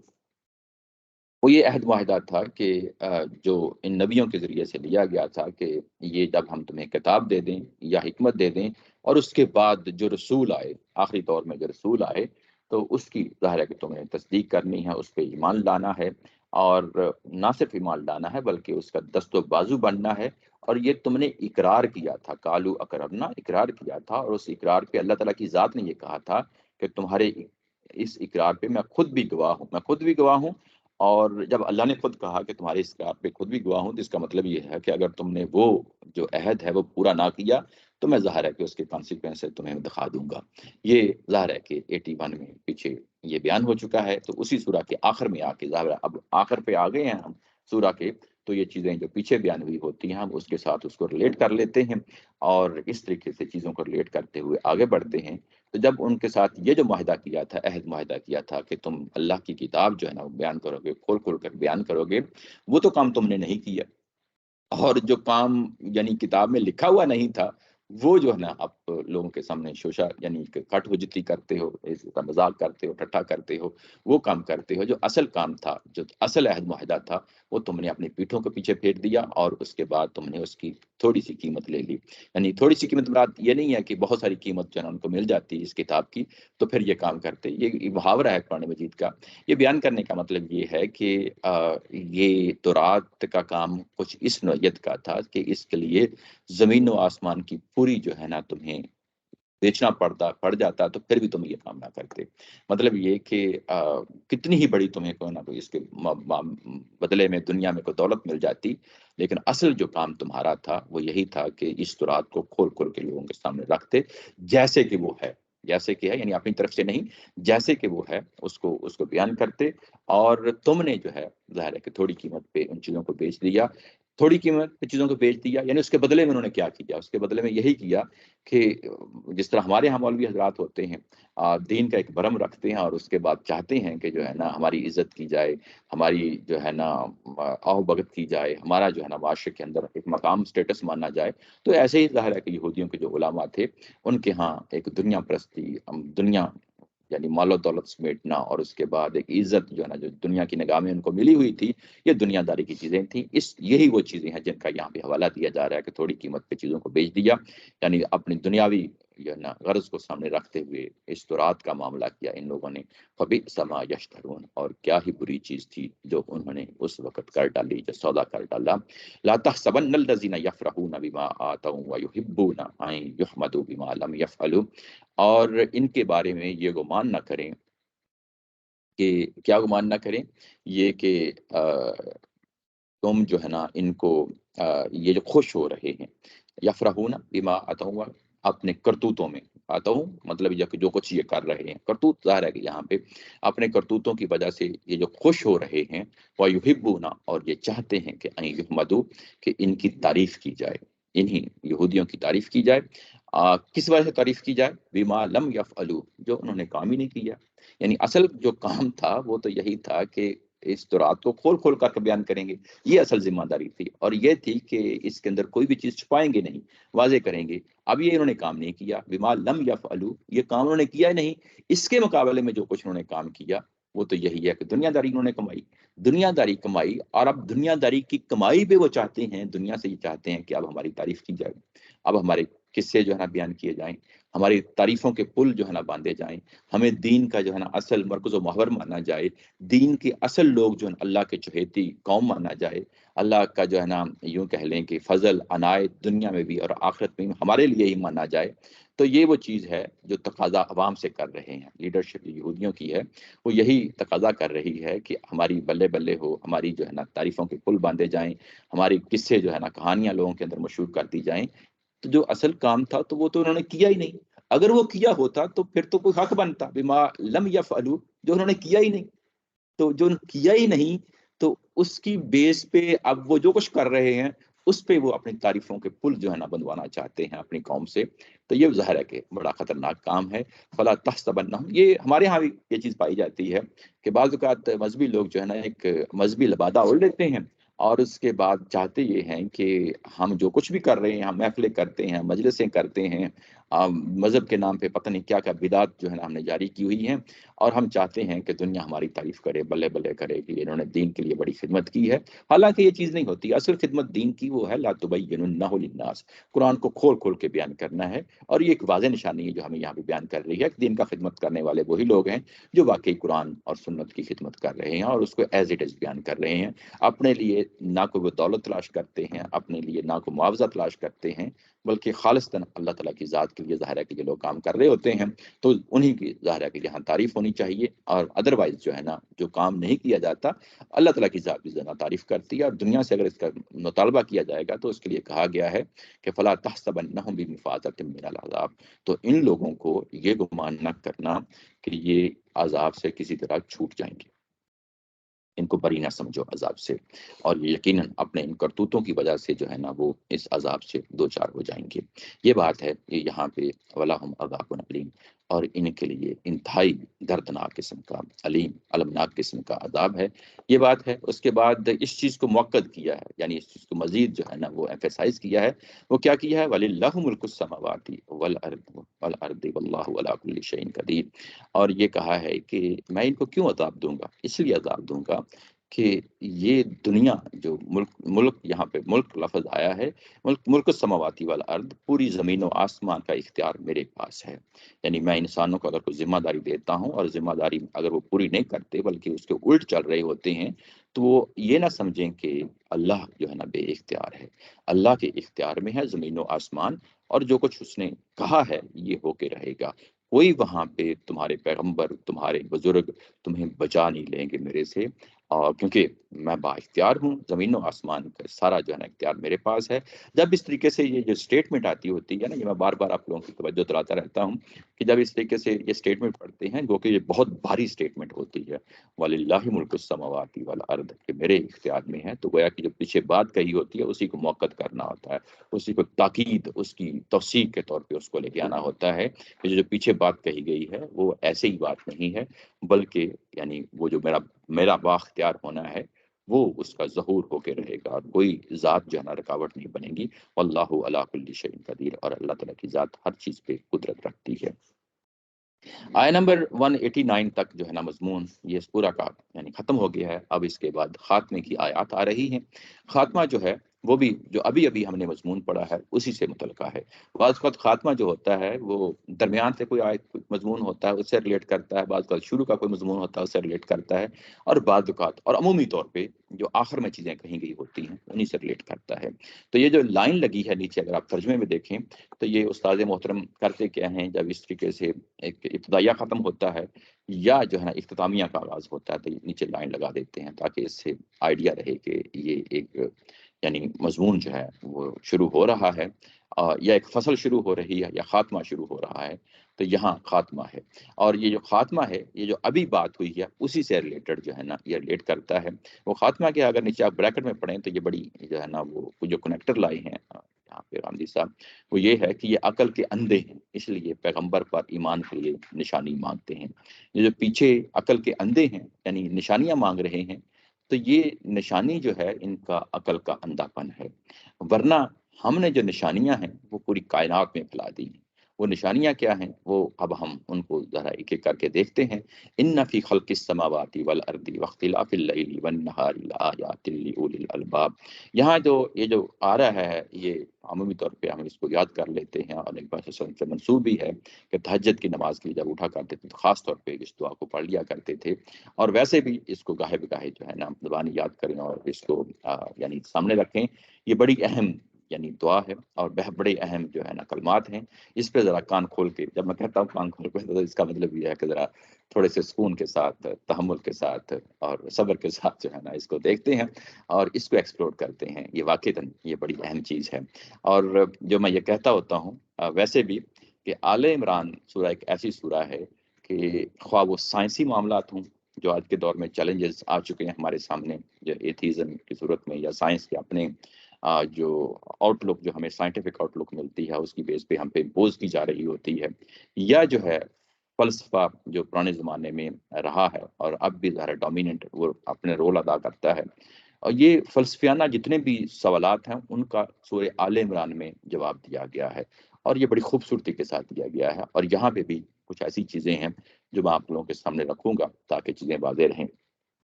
اچھا، سب سے پہلے یہ بات کہی گئی کہ یہ عقل کے اندھے ہیں، اور یہ ان کے لیے اگر کوئی نشانی ہے تو ہم ان کو نشانی دیتے ہیں. جو غور و فکر کرنے والی نشانی ہے، وہ نشانی کیا ہے غور و فکر کرنے والی؟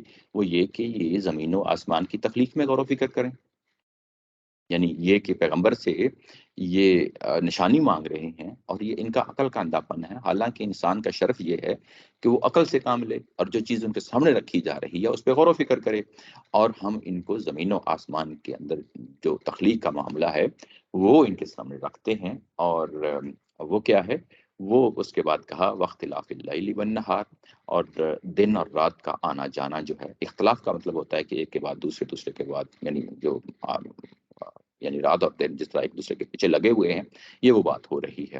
تو یہ اس چیز کے اندر لا آیات لأولی الالباب، تو یہ جو بصیرت والے لوگ ہیں ان کے لیے اس کے اندر نشانیاں ہیں. ان بصیرت والے لوگوں کے لیے اس کے اندر نشانیاں ہیں. اگر آپ اس کو دیکھیں اس آیا کو، تو اس کے اندر جو چیز بیان ہوئی ہے وہ یہ ہوئی ہے کہ زمین و آسمان میں نے جیسا کہ پہلے بتاتا ہوتا ہوں کہ قرآن مجید کے اندر جب قرآن مجید نازل ہو رہا ہے تو اس وقت کائنات کا لفظ نہیں استعمال کیا قرآن مجید نے. ہو سکتا ہو ظاہر ہے کہ میں جو کچھ میں نے پڑھا اس کی بیس پہ جو ہے نا میں کہتا ہوں کہ جو اس وقت یہ لفظ استعمال نہیں ہوا قرآن مجید نے کہ کائنات کا یونیورس کا، اس وقت جو لفظ استعمال ہوا ہے وہ سماوات والارض ہے. جب بھی سماوات والارض آتا ہے تو یہ کنٹیکسٹ بتا دیتا ہے کہ یہ کیا چیز ہے، جس کا مطلب یہ ہے کہ پوری یونیورس ہے. اب اس کا کیا اس کی جو ہے نا ڈیپتھ ہے، کیا اس کی وڈتھ ہے، وہ مجھے نہیں ظاہر ہے کہ سماوات والا ارض سے اس کو ظاہر ہے کہ اس کو پورے کو کور کر لیتی ہے، ساری کی ساری جو ہے نا کائنات کے اندر جتنی بھی چیزیں ہیں. تو ظاہر ہے کہ یہ چیزیں جو سامنے کی ہیں تو آسمانی نظر آتا ہے اور زمین ہی نظر آتی ہے. جو صحابہ کرام کے دور میں ظاہر ہے کہ جو چیز سامنے تھی وہ یہی بات کہی جا رہی ہے. اور اس کے بعد یہ کہ رات اور دن کا آنا، اب ان دونوں کے درمیان ایک تال میل ہے، ایک موافقت ہے. کس کے ساتھ؟ یعنی آسمانوں کے ساتھ اور زمین کی. اور زمین کے ساتھ یہ کہا گیا کہ رات اور دن کا آنا جانا. تو اگر ہم غور و فکر کریں تو اس کے اندر کیا چیز ہے؟ یعنی آسمان کے اندر سورج ہے، چاند ہے، سیارے ہیں. زمین کے بارے میں کیا کہا گیا؟ کہ زمین کے بارے میں یہ کہا گیا کہ اس کے اندر رات ہے اور دن ہے. اب ان دونوں کے جڑنے سے یعنی آسمان اور زمین کے اندر دن رات کا آنا، اس سے کیا چیز ظہور پذیر ہوتی ہے؟ اس سے جو چیز ظہور پذیر ہوتی ہے وہ یہ کہ دن آتا ہے، رات آتی ہے، ہفتے آتے ہیں، مہینے آتے ہیں، موسم بدلتے ہیں. یہ جب اس طریقے سے موسم بدل رہے ہوتے ہیں پورے سال کے اندر تو اس کے ساتھ پھر یہ کہ دن رات چھوٹے ہو رہے ہوتے ہیں، موسم بدلتے ہیں، گرمی آتی ہے، سردی آتی ہے، اس کے مطابق جو زمین کے اوپر کچھ تبدیلیاں آ رہی ہوتی ہیں، پہاڑ متاثر ہو رہے ہوتے ہیں، جانور متاثر ہو رہے ہوتے ہیں، انسان متاثر ہو رہے ہوتے ہیں. پھر پھل اور فصلیں جو ہے نا زمین کس طریقے سے جو ہے نا موسموں کے ساتھ جو ہے نا آپس میں موافقت کر لیتی ہیں. تو جس طریقے کا موسم ہوتا ہے آسمان سے بھی اس طریقے کی چیزیں جو ہے نا ظہور پذیر ہونا شروع ہو جاتی ہیں، زمین پہ بھی اسی طریقے سے چیزیں ظہور پذیر ہونا چاہتی ہیں. اس طرح پوری کائنات کا سسٹم ایک پورا گھندا ہوا ہمیں نظر آتا ہے، ایک پورا ایک سسٹم نظر آتا ہے اور اس میں کبھی بھی ہمیں کوئی جول کوئی نظر نہیں آتا. تو یہ وہ چیزیں ہیں ظاہر ہے کہ ہر بندے کے مشاہدے کی چیزیں ہیں. جب وہ چیزیں مشاہدے کی چیزوں کی طرف توجہ دلائی گئی تو یہ کہا گیا کہ یہی وہ چیزیں ہیں جو عقل والے جو ہیں ان کو پکڑ لیتے ہیں. الباب کا یہ ظاہر ہے کہ یہ عقل والوں کے لیے یہ جب بھی لفظ آتا ہے الباب کا تو یہ یاد رکھیں یہ محض عقل نہیں ہے، محض عقل نہیں ہے. تو اس کا یعنی اگر یہ عقل ہوتا تو قرآن مجید میں لفظ عقل بھی استعمال کیا گیا، ذل عقول کا لفظ استعمال کر لیتا قرآن مجید، یا عقل کا لفظ استعمال کر لیتا، لیکن قرآن مجید نے عقل کا لفظ استعمال نہیں کیا، یہاں الباب کا لفظ لایا ہے. الباب کا مطلب یہ ہوتا ہے کہ وہ عقل جس کے اوپر کوئی تعصب کا پردہ نہ پڑا ہوا ہو، وہ خالص ہو، عقل سلیم ہو، اس کے لیے لفظ لایا جاتا ہے الباب. یعنی یہ کہ متاثر شخص جو نہیں ہوتا وہ بات کو آسانی سے حقیقت کو سمجھ لیتا ہے. اور یہ ان لوگوں کے لیے نشانیاں ہیں جو حقیقتاً الباب ہیں، اولل الباب ہیں، یعنی وہ صاحب بصیرت لوگ ہیں، گہری بصیرت والے لوگ ہیں. یہ ان نشانیوں کو جب پیش کیا جاتا ہے تو وہ اس کو سمجھ لیتے ہیں. الذین یذکرون، اب اس کے بعد جو صاحب بصیرت لوگ ہیں ان کو اب آگے کچھ اگلی جو آیات آ رہی ہیں ان کے ایٹریبیوٹس گنوائے جائیں گے، ان کی کچھ صفات ہیں، کچھ وصف ہیں جو گنوائے جائیں گے کہ اولل الباب ہوتے کون ہیں، ان کو ڈیفائن کیا جائے گا یہاں پہ. تو اب یہاں پہ اولل الباب کے بارے میں یہ بتایا گیا کہ یہ وہ لوگ ہیں جو اللہ کو یاد کرتے ہیں، کھڑے یاد کرتے ہیں، بیٹھے بیٹھے یاد کرتے ہیں. قیاما و قعودا کا لفظ آیا ہے کہ کھڑے کھڑے یاد کرتے ہیں، بیٹھے بیٹھے یاد کرتے ہیں. یہ مطلب نہیں ہوتا کہ کھڑے یا بیٹھے، اس کا مطلب یہ ہے کہ ہر ایکٹیویٹی میں اللہ کو یاد کر رہے ہوتے ہیں. وعلی جنوبہم، اور دن کی جو ساری ایکٹیویٹیز ہوتی ہیں وہ قیام اور قعود ہی ہوتا ہے، کبھی بیٹھ رہے ہیں، کبھی اٹھ رہے ہیں، کبھی چل رہے ہیں تو وہ اٹھتے بیٹھتے اللہ کو یاد کرتے ہیں. اور رات کے لیے کہا کہ والا جنوبہم، وہ اپنے پہلوؤں پہ بھی اللہ کو یاد کرتے ہیں. یعنی یہ کہ وہ اللہ کو یاد کرتے ہیں اور وہ پوری زندگی اللہ کو یاد کرتے ہیں، 24/7 اللہ کو یاد کرتے ہیں. وَيَتَفَكَّرُونَ فی خلق السماوات والارض، اور ان کا یہ جو یاد کرنا ہوتا ہے یہ کہاں سے سٹارٹ ہوتا ہے؟ یہ یہاں سے سٹارٹ ہوتا ہے کہ وہ زمین و آسمان کے اندر جو چیزیں ہیں اس کے اندر غور و فکر کرتے ہیں. اور غور و فکر کا جو کرنے کا عمل ہوتا ہے وہ انہیں کہاں پہنچا دیتا ہے؟ وہ انہیں پہنچا دیتا ہے، وہ پکار اٹھتے ہیں ربنا ما خلقت ھذا باطلا، یہ کائنات کے اندر جو کچھ بھی ہے یہ تم نے باطل جو ہے نا پیدا نہیں کیا، بے مقصد پیدا نہیں کیا. سبحانہ کا یہاں کے لفظ لایا گیا ہے کہ تو پاک ہے. کس لحاظ سے پاک ہے؟ کہ تو بے مقصد چیزیں پاک یعنی بنائے، تو بے مقصد چیزیں بنائے تو اس چیز سے پاک ہے. فقینا عذاب النار، اور ہمیں جو کل کو جو قیامت آنی ہے اس کے بارے میں ہم متنبع ہیں اور ہمیں دوزخ کے عذاب سے بچا لے۔ یہ جو آیت نمبر 190 اور 191 ہے، اس کی تھوڑی سی میں ابھی تفصیل کرتا ہوں۔ یہاں پہ ایک بہت گہری بات ہے جو کہہ گئی ہیں اللہ تعالیٰ کی ذات۔ وہ گہری بات یہ ہے کہ کیا اللہ تعالیٰ کی ذات کو خود غور و فکر کا مرکز اور محور مانا جا سکتا ہے؟ قرآن اس کا انکاری ہے۔ یہ بڑی اہم پوائنٹ، بہت اہم، میں بتاتا ہوں اس کے بعد، یہ بڑا اہم پوائنٹ ہے یہاں پہ۔ وہ یہ ہے کہ غور و فکر کا مقام جو ہے وہ تخلیق کائنات ہے۔ آپ کے ارد گرد پھیلی ہوئی نشانیاں ہیں، آپ کے ارد گرد پھیلی ہوئی نشانیاں ہیں۔ اللہ تعالیٰ کی ذات یہ کہہ رہی ہے کہ میں نے نشانیاں چھوڑی، بالکل ایسے جیسے جو ہے نا صبح آپ کی کھڑکی میں سے لائٹ آتی ہے، کرنیں آتی ہیں سورج کی، تو آپ کے ذہن میں کیا ہوتا ہے؟ سورج نکل آیا، یہ نشانی ہوتی ہے، دن نکل آیا ہے۔ تو میں نے کائنات میں نشانیاں ہی نشانیاں بخیر دی ہیں، ان نشانیوں پہ غور و فکر کرو۔ جب تم غور و فکر کرو گے تو تم فوری پکار اٹھو گے کہ اللہ ہی اس کا بنانے والا ہے۔ الذین یذکرون اللہ قیاما وقعودا، پکار اٹھو گے، یاد کر اٹھو گے کہ اللہ ہی ہے اس کو بنانے والا، اللہ ہی کے جو ہے نا اختیار میں ہے، اللہ ہی کی قدرت میں ہے، یہ اس کی حکمت کے جو ہے نا اس نے پھیلا دیا ہے۔ یعنی اللہ تعالیٰ کی ذات کو، اللہ تعالیٰ کی ذات کو غور و فکر کا مرکز اور محور نہیں مانا جا سکتا، اس کا انکار کر دیا ہے۔ اللہ تعالیٰ کی ذات کو میں کہہ رہا ہوں غور و فکر کا مرکز و محور، کیا مطلب؟ یہ کہ کیا ہم جو ہے نا اللہ تعالیٰ کی ذات کو اپنی عقل سے دیکھ سکتے ہیں، پرکھ سکتے ہیں؟ نہیں کر سکتے۔ یعنی اللہ تعالیٰ کی ذات کو سمجھنے کے لیے ہمیں ہر صورت میں ارد گرد ہماری جو نشانیاں ہیں وہی قرآن پیش کر رہا ہے۔ یہ مذہب کا، قرآن کا مقدمہ ہی نہیں ہے کہ اللہ تعالیٰ کی ذات ہی کو تم جو ہے نا یہ سمجھ بیٹھو کہ اس پہ غور و فکر کرنا ہے، اور وہ تمام غور و فکر کرنے، اللہ تعالیٰ کی ذات پہ غور و فکر کرنے کے جو تمام طریقے مسلمانوں نے ایجاد کیے، جیسا کہ چلے، مراقبے، صوفیہ کرام کے جو ہمارے ہاں یہ چیزیں ملتی ہیں کہ وہ ارتکاز پیدا کر دو تاکہ تم اللہ کی ذات کو سمجھ سکو، وہ جو ہے اس کی بھی نفی کر دی اللہ تعالیٰ کی ذات نے۔ کوئی چلہ، کوئی مراقبہ، کوئی محفل، ذکر کی محفل اللہ تعالیٰ کی ذات کو جو ہے کہ تم گرفت میں لے آؤ، سمجھ لو، امپاسبل ہے۔ ذات کی بات کر رہا ہوں، یہ امپاسبل ہے۔ دوسری بات یہ کہ کیا عقل کے ذریعے سے، فلسفہ کے ذریعے سے، سائنس کے ذریعے سے اللہ کی ذات کو گرفت میں لیا جا سکتا ہے؟ نہیں لیا جا سکتا، اس کی بھی نفی کر دی۔ یعنی یہ بڑا اہم پہلو ہے کہ یہاں پہ بیان کیا گیا ہے۔ اللہ تعالیٰ کی ذات تک جو ہے نا ہم پہنچتے ہیں معرفت کے ذریعے سے، پہچان کے ذریعے سے، کہ ہمارے ارد گرد نشانیاں ہیں، ہم نشانیوں سے پہچان لیتے ہیں کہ اس کائنات کے اندر کوئی بھی چیز بے مقصد نہیں ہے۔ اور جیسی مثال دی کہ ہم سورج کی روشنی سے سمجھ لیتے ہیں کہ دن چڑھ آیا ہے، تو ہم کائنات کے اندر بکھری ہوئی نشانیاں ہیں، نشانیاں لآیات لأولی الالباب، یہ جو اول الالباب ہیں یہ ان کا وظیفہ ہے کہ وہ ان نشانیوں سے اللہ تعالیٰ کی ذات تک پہنچ جاتے ہیں اور کہتے ہیں کہ یقیناً اس کے پیچھے اللہ تعالیٰ کی ذات ہے۔ اور انسانوں نے کیا کرنا ہے؟ انسانوں نے غور و فکر نہیں کرنا۔ یہاں ذکر کا لفظ آیا، ذکر کا، صحابہ اکرام کا جو ہے نا جو کام ہے ذکر کا آیا ہے۔ اب یہ ذکر سے مراد وہ ذکر نہیں ہے کہ لمبی لمبی تسمیاں پڑھ لی جائیں یا ذکر کی محفلیں نہیں۔ یعنی جب بھی آپ کے سامنے کوئی چیز آتی ہے، سورج نکل آیا ہے، آپ کے ذہن پہ فوری طور پہ آ گیا، یہ تو اللہ تعالیٰ کی ذات نے سب کچھ کیا ہے میرے لیے۔ آپ کے پاس کوئی نعمت آتی ہے، اللہ کا شکر ادا کرتے ہیں، الحمدللہ کہتے ہیں۔ اللہ کی کبریائی بیان کرنی ہو تو اللہ اکبر کہتے ہیں۔ اللہ کی کوئی جو ہے نا سبحان اللہ جو ہے نا کوئی اس طرح کا پاکیزگی کا پہلو آ جائے اللہ تعالیٰ کی ذات کا، ہم سبحان اللہ کہتے ہیں۔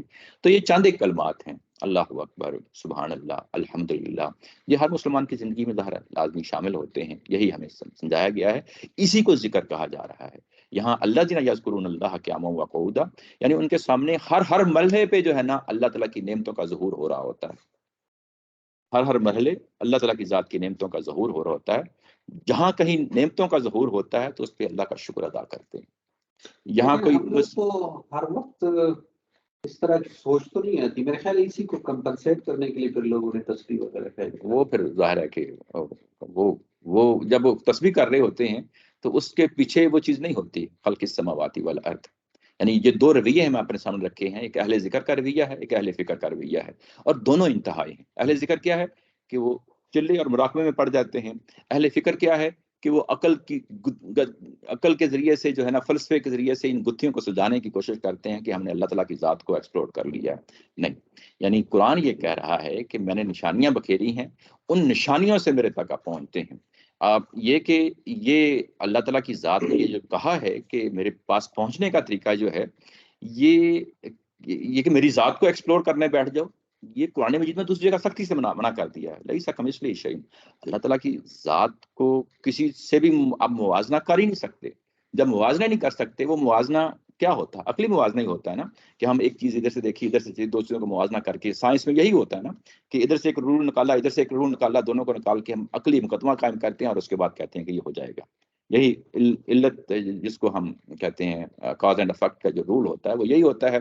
तो यहाँ पे जो चीज़ हमें मिली है, तो ये अल्लाह ताला की ज़ात ने कह दिया है कि लैसा कमिस्लिही शैअन।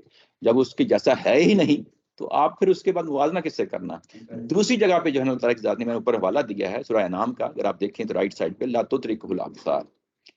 आप उसको नहीं पहुंच सकते अल्लाह ताला की ज़ात अपनी अकल के ज़रिए से, अपने मुशाहदे के ज़रिए से, अपनी आंखों के ज़रिए से, अपनी अकल के ज़रिए से। ला तुद्रिकुहुल अब्सार व हुवा युद्रिकुल अब्सार। वो तुम्हारी आंखों तक पहुंच जाता है, तुम्हें समझ लेता है, लेकिन तुम जो है अपनी अकल और आंख के ज़रिए से उसको देख नहीं सकते। ये बड़ी एक अहम स्टेटमेंट है। यानी ये जो मैं आले इमरान के बारे में कहता होता हूँ कि इसने जो साइंसी नुक्ता नज़र है उसकी भी जड़ काट दी। उसकी कैसे जड़ काट दी, मैं आपको वहां पे लेके जाता हूँ। आया नंबर 7 है, A7 पे अगर आप जाके इसको देखते हैं, वो क्या है, मैं आपको वहां ले जाता हूँ।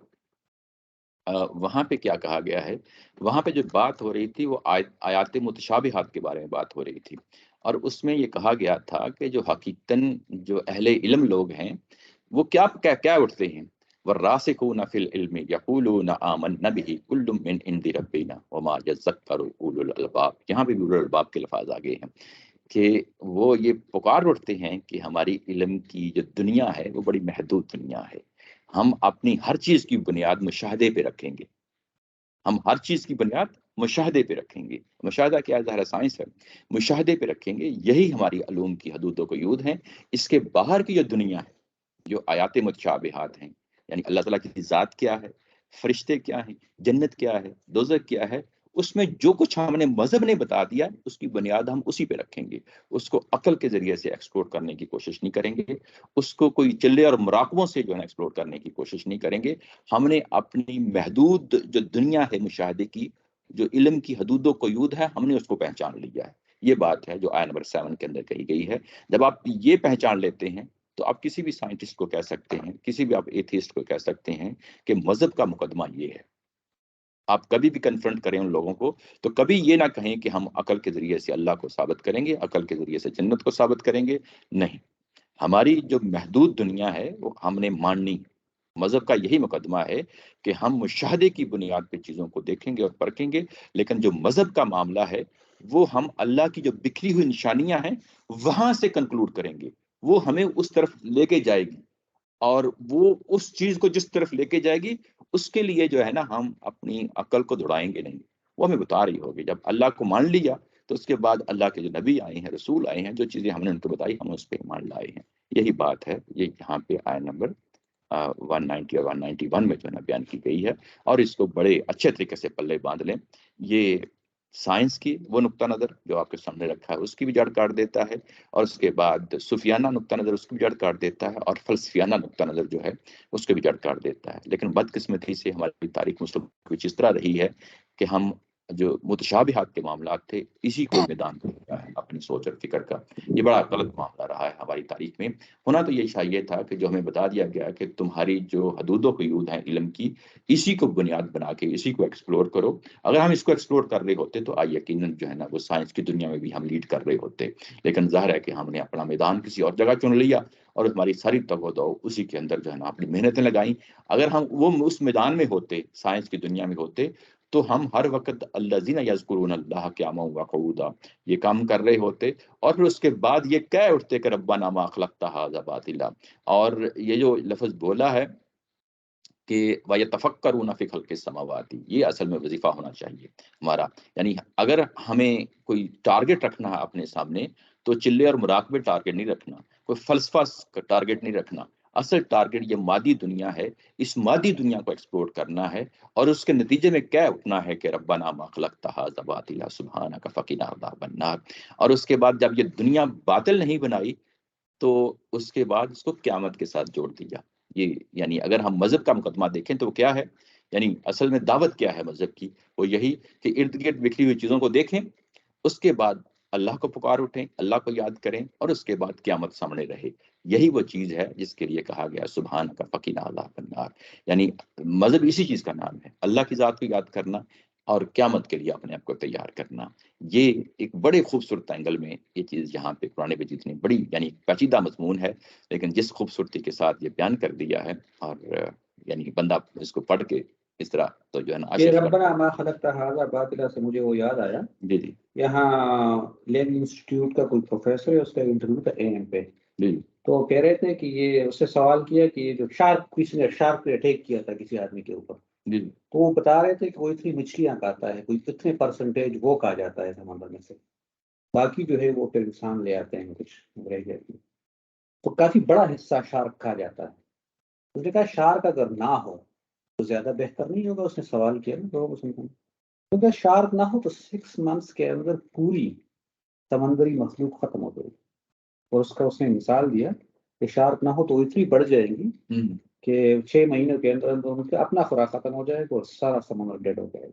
جی یہی بات اوپر میں نے آیا کا حوالہ دیا، سورہ صاد آیہ نمبر 28. اگر آپ دیکھیں وہاں پہ تو یہ وما خلقنا السماء والارض وما بینہما باطلا، یہاں پہ تو یہی بات ہوئی نا کہ ربنا ما خلقت ھذا باطلا، یعنی کائنات کے اندر وہاں پہ اس کو انگلی رکھ کے بتا دیا وما بینہما، جو ان کے درمیان میں ہے، یعنی یونیورس کے اندر زمین میں جو کچھ بھی ہے، ہر جگہ جو کچھ ہے، وہ ہم نے کوئی بھی چیز باطل نہیں بنائی، اس کے لیے کوئی نہ کوئی مقصد ہم نے رکھا ہے. اور ان کو دیکھو پرکھو اور اس کے بعد اس نتیجے پہ پہنچو کہ تم کہو کہہ اٹھو کہ یہ اللہ کی شان ہے، اس کی قدرت ہے، وہی کر سکتا ہے، کوئی اور نہیں کر سکتا. اس کے بعد حدیث میں بھی اس چیز کو زور دیا گیا ہے، اوپر ایک حدیث کا حوالہ دیا ہے، یہ پیچھے ہم مشکات میں پڑھ آئے ہیں، اس لیے میں نے جو ہے نا وہ یعنی بتایا نہیں کہ کس کا، لیکن ظاہر ہے کہ ہم نے پڑھا ہے مشکات کے اندر. تو اس میں یہ کہا ہے کہ لا تفکروا فی اللہ، نبی پاک صلی اللہ علیہ وسلم بتا رہے ہیں لوگوں کو کہ اللہ کے اندر فکر نہ کرو، یعنی اللہ کو اپنی سوچ اور فکر کا محور نہ بناؤ، یہ تمہارا وظیفہ ہی نہیں ہے اہل ایمان کا، یہ مذہب کا مقدمہ ہی نہیں ہے. ولیکن تفکروا فیما خلق، مخلوق میں جو ہے نا غور و فکر کرو، جو اللہ نے چیزیں بنائی ہیں ان میں غور و فکر کرو، یہ میدان ہے تمہارا غور و فکر کرنے کا. اگر یہ اپنی ساری تلانیاں اور جلانیاں دکھانی ہیں تو وہ اس میدان میں دکھاؤ، یہ نہیں کہ اللہ کی ذات کے پیچھے پڑ جاؤ اور فرشتوں کے پیچھے پڑ جاؤ اور جنت کی حوروں کے پیچھے پڑ جاؤ، اور یہ اس کو تم اپنا نہیں، جو کچھ کہہ دیا ہے وہ کہہ دیا. اور اس کے بعد اصل جو غور و فکر کا مقام ہے، جو انسانی سوچ اور فکر کا ہے، وہ نہیں ہے جو امور متشابہات ہیں، وہ اصل جو ہے وہ دنیا ہے، جو مخلوقات ہیں، غور و شکور فکر. صاحب، جی شکور صاحب یہ پچھلے ہفتے جو جیمز ویب کی تصاویر آئی ہیں تو وہ ڈبیٹ دوبارہ شروع ہو گیا ہے. جس طرح جاوید صاحب کہتے ہیں کہ یونیورس از گاڈ اور گاڈ آف دا یونیورس، کس کو ہم بلیو کرتے ہیں؟ گاڈ کو God as universe as a God اور گاڈ آف یونیورس. تو ہمارے بہت سارے بلیورز، پکے 5 وقت کے نمازی، وہ ابھی اس کو یونیورس از گاڈ لیتے ہیں. پتہ نہیں کیا کون سا والا نظریہ، گاڈ آف دی یونیورس پہ ہمارا بلیف ہے، لیکن بہت سارے لوگ اس کو یونیورس از گاڈ لیتے ہیں. تو بس کیا کیا جائے، ظاہر ہے کہ لوگوں کے اپنا انداز ہے، قرآن مجید پڑھتے نہیں ہیں، اور جو کچھ ہم ادھر ادھر سے مذہب ملا ہوتا ہے اسی کی بنیاد پہ ہم سارا مقدمہ خم کر دیتے ہیں. یہاں پہ تو ایسا کہ میں نے آپ کو بتایا کہ نہ ہی فلسفے جو ہمارے مسلمانوں کے اندر فلسفہ رہا ہے اس کی بھی جڑ کاٹ دیتا ہے قرآن مجید. اس کے بعد جو ہمارے اندر صوفیہ کا جو معاملہ رہا ہے اس کی بھی جڑ کاٹ دیتا ہے، اور ایون جو ایتھیزم، جو سائنٹیفک آؤٹ لک کا جو دعویٰ کرتے ہیں، ان کی بھی جڑ کاٹ دیتا ہے۔ ہم یہ کہیں گے کہ یہ مذہب کا مقدمہ ہی نہیں ہے، ہم ان کو بتائیں گے، ایتھیسٹ لوگوں کو یہ بتائیں گے کہ یہ تو مذہب کا مقدمہ ہی نہیں ہے، یہ تو ہم پہ ہمارے اوپر جھوٹ جو ہے نا لگا دیتے ہیں، تھوپ دیتے ہیں۔ یہ تو کبھی بھی جو ہے نا ہمیں نہیں کہا گیا کہ ہم جو ہے نا اللہ تعالیٰ کی ذات کو عقل کے ذریعے سے ثابت کریں گے، جو کرے گا وہ جو یہ تو مذہب کا مقدمہ ہی نہیں ہے سرے سے۔ اب مذہب کا مقدمہ یہ ہے کہ اللہ نے نشانیاں بکھیری ہیں، نشانیوں پہ غور و فکر کریں گے اور اس کے نتیجے میں کہیں گے کہ یہ جو انسانی عقل ہے اس کا وظیفہ کیا ہے۔ عقل کا یہی وظیفہ ہے کہ وہ ایک علت دیکھتی ہے، کاز اینڈ افیکٹ کا جو ہے نا ایک معاملہ دیکھتی ہے اور اس کے بعد نتیجہ نکال دیتی ہے۔ عقل یہ بچہ بھی یہی کر رہا ہے، بوڑھا بھی کر رہا ہے، جوان کر رہا ہے، مرد کر رہا ہے، عورت کر رہا ہے، سائنسدان بھی یہی کر رہا ہے۔ یعنی وہ عقل کے ذریعے سے ایک مقدمہ قائم کرتے ہیں اور اس کے بعد پہنچ جاتے ہیں آگے۔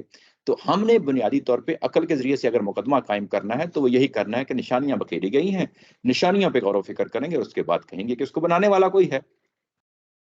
تو وہ یہ تو وہ نشانیوں مقدمہ ہے۔ کو ہی خود کہتے ہیں بنانے، یہ نشانیاں ہی کوئی گاڈ لیتے ہیں۔ نہیں، یہ بھی غلط ہو جاتا ہے۔ اصل یہ چیز جو ہے نا، یہ سٹیپ وہ جلد بازی میں اٹھا لیتے ہیں لوگ کہ نشانیاں ہی گاڈ ہو جاتا ہے۔ ایسا نہیں ہے۔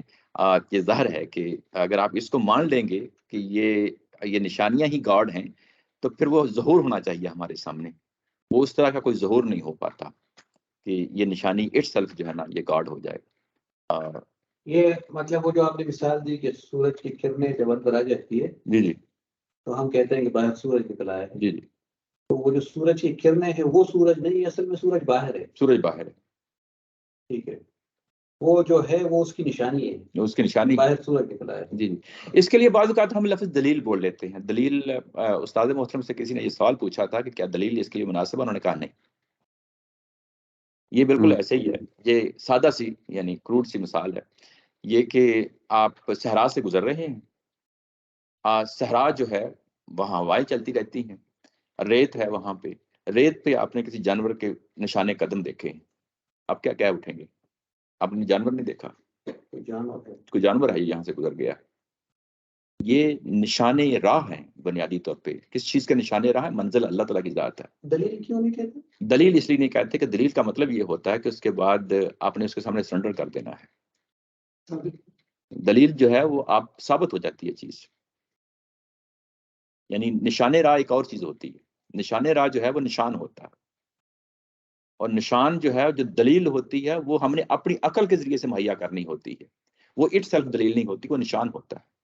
تو اللہ نے نشانیاں بکھیری ہیں اپنے کائنات کے اندر، دلیلیں نہیں۔ دلیل جو ہے وہ اس کے اندر عقلی مقدمہ ہوتا ہے،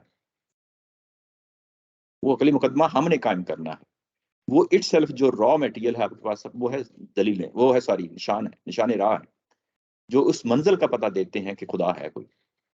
اچھا، تو پھر ہم کوئی نشانی دیکھتے ہیں، اس ڈیٹا کو بنیاد بنا کر ہم عقل کو استعمال کر کے کوئی نتیجہ نکالتے ہیں، اور وہ کہہ اٹھتے ہیں کہ الذین یذکرون اللہ قیاما وقعودا وعلی جنوبہم ویتفکرون فی خلق السماوات والارض۔ یہ دوبارہ بیان کیا گیا ہے کہ بنیادی طور پہ یہ نتیجہ ہوتا ہے ان کا یتفکرون فی خلق السماوات والارض کا۔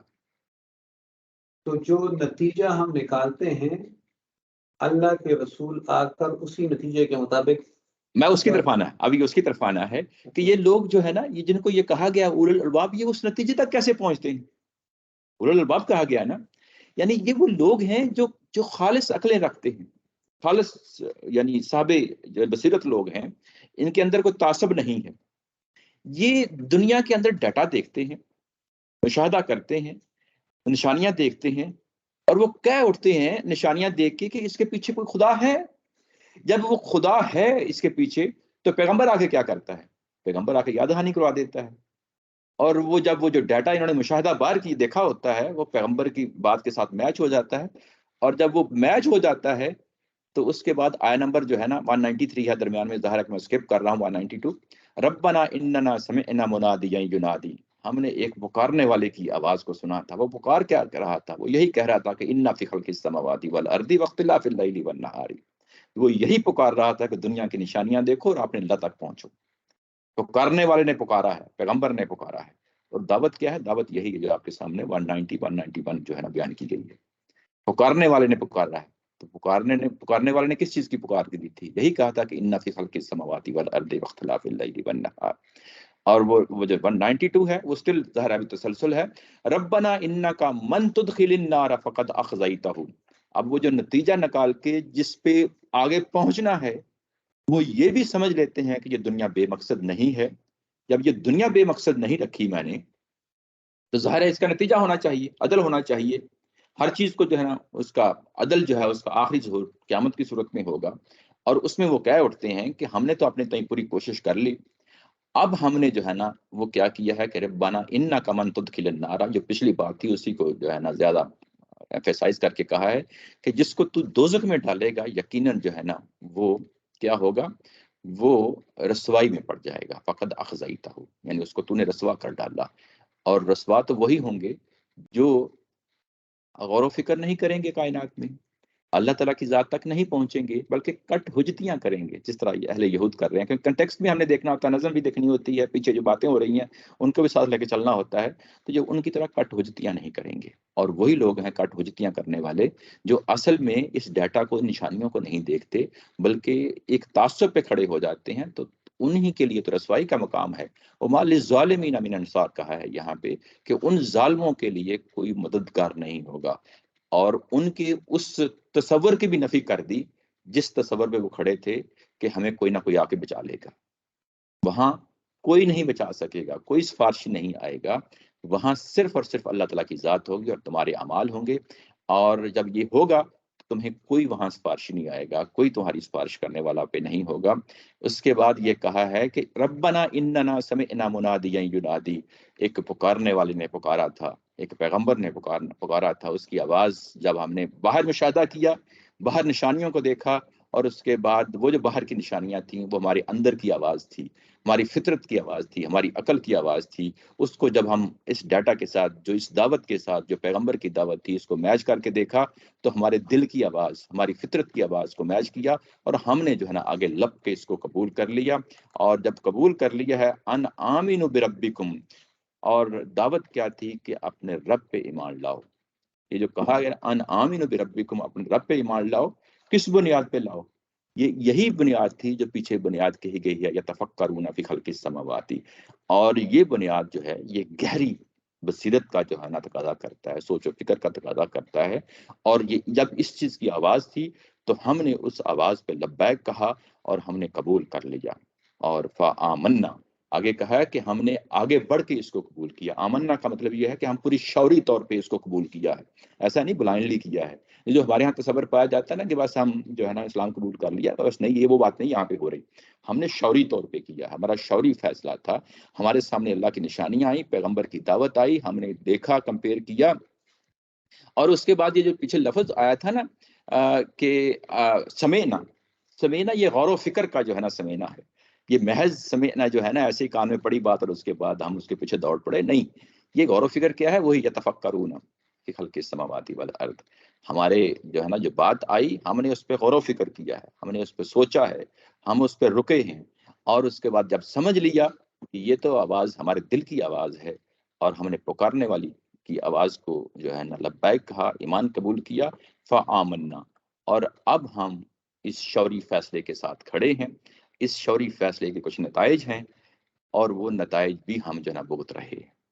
یعنی آمنا کا مطلب یہ ہے کہ پیچھے ظاہر مضمون ہے، پورا سورہ آل عمران ہے اور ہم نے مان لیا. یہ اپنی عجز و انکساری کا معاملہ ہے.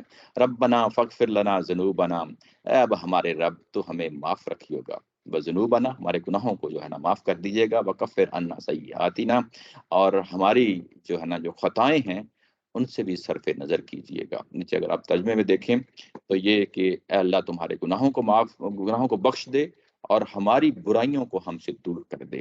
یہ جو عمومی طور پہ یہاں پہ بھی ظاہر ہے استاد محترم نے حاشیہ لکھا، لیکن سب نے یہی لکھا ہے کہ ذنوب یہاں پہ بڑے گناہ ہیں اور سیئاتنا یہاں پہ چھوٹے گناہ ہیں. یہ کیوں کہا چھوٹے گناہ اور بڑے گناہ؟ یعنی انسانی زندگی کی جو بھی تصور کیا جا سکتا ہے کسی برائی کا، کسی جو ہے نا بڑے گناہ کا، چھوٹے گناہ کا، تو وہ ان دونوں چیزوں کو کور کر لیتا ہے. ربنا فاغفر لنا ذنوبنا وکفر عنا سیئاتنا. اب یہ کیوں کہا یہاں پہ؟ اس لیے کہ ان اہل ایمان سے پیچھے غلطیاں ہو گئی تھی کچھ. یعنی سورہ کا خاتمہ ہے نا، یہ بالکل وہی سورہ کا خاتمہ ہے جو سورہ بقرہ کا سورہ خاتمہ ہے، وہاں پہ بھی دعائیہ انداز میں ہے.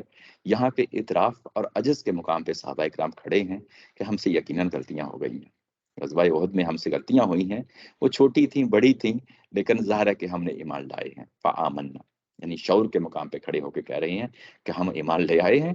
ہمارے اندر جو ہے نا وہ خامیاں ہیں، ہمارے اندر جو ہے نا بحیثیت انسان جو ہے نا ہم سے غلطیاں ہو جاتی ہیں، تیرا کام ہے معاف کرنا، اور تو اس کو معاف کر دے. وتوفنا مع الابرار، اور تو ہمیں ان لوگوں میں شامل کر جو واقعی ابرار ہیں. اب یہاں پہ یہ جو کہا گیا ہے کہ ہمارے چھوٹے بڑے گناہوں کو معاف کر دے، میں آپ کو پیچھے لے کے جانا چاہتا ہوں. 190 یہ پیچھے جو آیا ہے وہاں اگر آپ دیکھیں تو اللہ تعالیٰ کی ذات نے ان کو معاف کر دیا ہے. 172 اور 173 میں جا کے دیکھیں، میں آپ کے سامنے جو ہے نا وہ رکھتا ہوں. یہ جو آخر میں تبصرہ کیا اللہ تعالیٰ کی ذات نے، یہ کہ الذین استجابوا للہ والرسول من بعد ما اصابهم الکرب، جنہوں نے یعنی غزوہ احد کے واقعے کے بعد جو ہے نا اللہ تعالیٰ کی پکار کا، رسول کی پکار کا جواب دیا ہے. للذین احسنوا منهم واتقوا اجر عظیم، ان لوگوں کے لیے تو اجر عظیم کا جو ہے نا وہاں وعدہ کیا گیا ہے. ان کو تو اللہ تعالیٰ کی ذات نے معاف کر دیا ہے. اور یہ شہید ہو گئے ہیں، وہ یستبشرون بنعمت من اللہ، وہ ان کے بارے میں جو ہے نا وہ بشارتیں حاصل کر رہے ہیں. یعنی یہ سب کچھ کر دیا ہے، لیکن اس کے باوجود صحابہ کرام کا رویہ دیکھیں. وہ یہاں پہ آ کے کہہ رہے ہیں ربنا فاغفر لنا ذنوبنا، یعنی ہم اعتراف کی جگہ پہ کھڑے ہیں، گو کہ تو نے ہمیں معاف کر دیا. معاف کی خوشخبری جو ہے معافی کی وہ پہلے سنا دی گئی ہے، اور یہ الفاظ بعد میں آ رہے ہیں. تو اس کا مطلب یہ ہے کہ انسان جو ہے نا گو کہ گارنٹی مل بھی جائے کہ ہمیں معاف کر دیا گیا ہے، پھر بھی آپ کی زبان سے یہ اگر الفاظ جاری ہو جاتے ہیں تو یہ آپ کی عجز اور انکساری کا معاملہ ہے.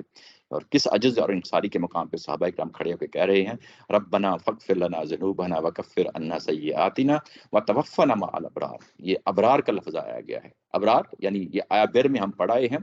آیا بر کیا تھی؟ وہ عہد معاہدے کی بات تھی. عہد معاہدے اللہ تعالیٰ کی ذات کے ساتھ کیے ہوئے، انسانوں کے ساتھ کیے ہوئے، جب اس کا عہد معاہدوں کا حق ادا کر دیتے ہیں تو آپ ابرار کہلاتے ہیں، اپنے حقوق ادا کر دیے. یہاں کے ایک طرح کی جو ہے نا تاریز ہے، تاریز سیٹائر، یعنی کس چیز پہ؟ یہود پہ ہے. پیچھے عہد معاہدے کی بات کی گئی تھی نا، تو وہ تو عہد معاہدے میں ختم ہو گئے، انہوں نے کوئی عہد معاہدہ پورا نہیں کیا. یہاں پہ ابرار لایا گیا ہے لفظ کہ ہم انشاءاللہ اس چیز پہ کھڑے ہوں گے، ہم وہ عہد معاہدہ پورا کریں گے جو انہوں نے نہیں پورا کیا. تو ہم جو ہے نا دنیا کے اندر بتائیں گے کہ یہ تیرا مذہب ہے، یہ تیرا دین ہے، یہ تیری دعوت ہے، تیرے قرآن کو جو ہے نا دنیا کے سامنے کھول کھول کے رکھیں گے. تو ہمیں ان لوگوں میں شامل کر لے، جب ہم فوت ہوں دنیا سے جائیں تو وہ ان لوگوں سے اٹھیں جنہوں نے واقعی تیرے ساتھ عہد معاہدے جو ہے نا وہ پورے کیے تھے. ربنا وآتنا ما وعدتنا علی رسلک. اس کے بعد اس کو مزید جو ہے نا جاری و ساری رکھا ہے اس دعا کو کہ ربنا، اے ہمارے رب، تو ہمارے ساتھ جو رسولوں کے ساتھ ہمارے لیے وعدے کیے تھے، یعنی ہمارے اس رسول کے ساتھ وعدے کیے تھے، تو اس کو بھی پورا کر دے. ولا تخزنا یوم القیامہ، اور قیامت والے دن تم ہمیں جو ہے نا رسوا نہ کیجیے گا. انک لا تخلف المیعاد، اور تو یقیناً جو ہے نا عہد معاہدوں کی خلاف ورزی کرنے والا نہیں ہے. یہاں پہ ایک بہت بڑا پوائنٹ ہے، میں آپ کے سامنے وہ بھی لانا چاہتا ہوں، یہ کہ رسول کے ساتھ کیا عہد معاہدے کیے ہیں. یہ اگر ہم پیچھے جا کے دیکھیں تو رسول کے ساتھ 139 میں جو عہد معاہدہ ہے وہ یہی کہا گیا تھا کہ وَأَنْتُمُ الْأَعْلَوْنَ إِن كُنتُم مُؤْمِنِينَ. غلبے کا جو ہے نا وعدہ ہے، غلبے کا وعدہ ہے. رسول کے ساتھ جو وعدے کیے گئے ہیں، یہاں ایک وعدہ رسول کا غلبے کا، دنیا کے اندر غلبے کا وعدہ، اور دوسرا یہ کہ کل کو قیامت والے دن جو ہے نا وہ ہمیں معاف کر دیا جائے گا، ہمیں جو ہے نا وہ جنت مل جائے گی. یہ دو ہی وعدے ہیں نا. اس میں جو پہلا وعدہ ہے وہ صرف صحابہ کرام کے ساتھ ہے، جو دوسرا وعدہ ہے وہ عام ہے، وہ یہ کہ کل کو پیش آنا ہے. یہاں ایک بڑی خوبصورت بات ہے جو آپ کے سامنے رکھنا چاہتا ہوں. قرآن مجید کا طریقہ کار کیا ہے؟ قرآن مجید کا طریقہ کار یہ ہے کہ ایک چیز مشاہدے پہ مبنی دیتا ہے، اور اس کے بعد جو نتیجہ نکالتا ہے وہ ہمارے مشاہدے پہ مبنی نہیں ہوتا. یہاں مشاہدے پہ مبنی کیا کیا کیا وہ پہلو ہے آپ بتائیں گے؟ یعنی مشاہدے پہ مبنی کیا وہ چیز ہے یہاں پہ جو نشانی کے طور پہ ہے؟ دنیا کے اندر غلبہ ہے. دنیا کے اندر جو غلبہ ہے یہ ظاہری مشاہدہ ہے جو ان لوگوں نے کرنا ہے، وہ ابھی اس طرح پورا نہیں ہوا. اب وہ جو پورا نہیں ہوا تو وہ تو ابھی ہونا ہے نا. تو وہ کہا ہے کہ وہ وعدے جو رسول کے ساتھ کیے ہیں وہ پورے کریں. اب اس کی بنیاد پہ جو اندیکھا وعدہ ہے وہ کون سا ہے؟ جو قیامت میں پیش آنا ہے، کل کو پیش آنا ہے. یہ پورا ہو جائے گا تو دوسری چیز آٹومیٹیکلی اسٹیبلش ہو جائے گی. یعنی قرآن مجید کا اسلوب یہ ہے کہ ایک مشاہدے پہ مبنی چیز پیش کرتا ہے، اس کو اسٹیبلش کر دے تو اس کی بنیاد پہ دوسرا مقدمہ قائم کر دیتا ہے ساتھ فوری. نشانی بن جاتی ہے، یہ وہ اصل میں ایک نشانی بن جاتی ہے. یعنی دنیا کا غلبہ جو ہے جب اس رسول کے ساتھ قائم ہو جائے گا تو آخرت کا وعدہ آٹومیٹیکلی جو ہے نا وہ بھی ثابت ہو جائے گا. یہ باتیں ہو گئی نا. تو یہ دو گہری باتیں ہیں جو اس آیت کے اندر جو ہے نا سمیٹ دی گئی ہیں. اور جب بھی یہ بات جب بھی قرآن مجید کے اندر یہ جگہ جگہ یہ فریز استعمال ہوتی ہے انک لا تخلف المیعاد، تو وعدوں کی خلاف ورزی نہیں کرتا. جب دنیا کے اندر یہ وعدہ پورا ہو جائے گا، یہ اصل میں وعدے ہوتے ہیں. یعنی یہ قیامت کیا ہے؟ یہ وعدہ ہے. یہ دوزخ کیا ہے؟ یہ وعید ہے. یہ جنت کیا ہے؟ یہ وعدہ ہے. تو یہ تو وہ چیزیں ہیں جو ابھی کل کو پیش آنی ہے، کسی نے دیکھی نہیں. ہم سے تقاضا کر سکتے ہیں کہ اندیکھی چیزوں پہ ہم کیوں بلیو کریں؟ تو بھائی قرآن کا جو اسلوب ہے وہ پہلے ایک مشاہدے پہ مبنی چیز اسٹیبلش کرتا ہے، اس کی بیس پہ اگلی چیز اٹھاتا ہے. تو پہلے جو ظاہری مشاہدہ ہے، وہ ظاہری مشاہدہ کیا ہے؟ وہ ظاہری مشاہدہ دنیا کا غلبہ ہے. جب یہ ثابت ہو جائے گا تو دوسری چیز آٹومیٹیکلی ثابت ہو جائے گی. تو یہ کہ تو اپنے وعدوں کی خلاف ورزی نہیں کرتا، یہ وعدے ہیں جس کو ہم ایمان کہتے ہیں. اصل میں وعدے ہی کو جب ہم کھڑے ہو جاتے ہیں اللہ کے وعدے پہ تو یہی ایمان ہے. جب یہ ایمان اپنی اصل صورت میں ڈلتا ہے تو یقین بن جاتا ہے. تو ہم کل قیامت کے لیے یقین کے درجے پہ کھڑے ہو کے بات کرتے ہیں کہ دنیا کے اندر اللہ کے رسول کے ساتھ وعدہ پورا ہوا تو کل قیامت کو تو آٹومیٹیکلی ہو جائے گا. آپ یہ غلط ریپیٹ کر رہے تھے؟ جی جی کون آخری دو تین جملے. جی آخری یہ گرین مال دیکھنے لگے. جی جی جی ایمان اور یقین کی جو بات ہے وہ یہ کہ ہم ایمان کس چیز پہ قائم کرتے ہیں؟ ایمان دراصل لا تخلف المیعاد، اللہ کی وعدوں پہ.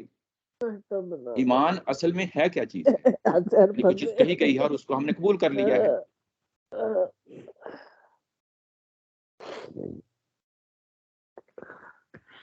بس ناشتہ کرنا میری مرضی ہے، کرے گی. اچھا اچھا وہ یعنی اللہ کے وعدے ہیں. اللہ کے وعدے جو ہے نا وہ جب ہم اللہ ایک طرف اللہ کے وعدے ہیں ایک طرف ہم ہیں. ہم جب ان وعدوں کو کیسے دیکھیں گے؟ یعنی کل کو ہم اس کو تقاضا کر سکتا ہے کہ کل قیامت لگنے کس نے دیکھی ہے؟ تو ہم اس کو کہیں گے کہ یہ وہ وعدہ ہے اللہ تعالیٰ کی ذات کا جس پہ ہم قائم و دائم ہیں، جس کا اس نے حوالہ دیا ہے کہ دنیا کے اندر ایک غلبہ آئے گا. اس کو تم دیکھو گے. جب تم اس کو دیکھو گے تو جب یہ اسٹیبلش ہو جائے گا تو اس کے مقابلے میں جو دوسرا وعدہ ہے وہ آٹومیٹیکلی اسٹیبلش ہو جائے گا. اور اس کو قرآن مجید بیان کرتا ہے انک لا تخلف المیعاد. ہم اصل میں وعدوں پہ یقین کر کے جی رہے ہوتے ہیں اور وعدے اللہ تعالیٰ کی ذات نے کیے ہوئے ہوتے ہیں. یہی ایمان ہے. ایک وعدہ دنیا میں پورا کر کے ساتھ یہ بھی کہہ دیا کہ کل کا ہوگا. اس پہ جب ہم کھڑے ہو جاتے ہیں تو یہی ایمان ہے آپ کا. تو وہ جو ہم یعنی وہ جو تفکر فی خلق السماوات ہے وہ اس سے اللہ کی ذات ثابت ہوئی تو وہ بھی ایمان ہو گیا. وہ بھی ایمان ہو گیا. اس سے کیا ثابت ہوا؟ اس سے اللہ کی ذات ثابت ہوئی. ہاں. اور اس سے آخرت ثابت کرنی ہے تو وہ جو دنیا کے اندر مشاہدہ ہے جو غلبے کا مشاہدے کی صورت میں یہ دیکھیں گے کہ دنیا کے اندر قیامت لگتی ہے، ایک غلبہ ہوتا ہے قوم کا، ایک قوم جو ماری جاتی ہے، قیامت لگی. اس کی بنیاد پہ کل کو ایک بڑی قیامت لگنی ہے. تو یہ بھی اسی طرح کا ہے کہ دنیا کے اندر ہم مشاہدہ کرتے ہیں تو اللہ کی ذات تک پہنچتے ہیں. دنیا کے اندر رسولوں کی جو قیامت لگتی ہے اس کے ذریعے ہم آخرت کی قیامت کو پہنچتے ہیں. یہ بھی ایک نشانی بن جاتا ہے. تو اسی طرح اللہ تعالیٰ کی ذات جو آیات ہیں نشانیاں بن جاتی ہیں. وآخر دعوانا ان الحمد للہ رب العالمین. آج کا یہ سیشن ختم ہوا. انشاءاللہ اگلے سنڈے پھر حاضر ہوں گے. اب اگر کوئی سوال ہے تو ہم اس کو بھی لے لیتے ہیں. یہ جو ادھر لنک ہے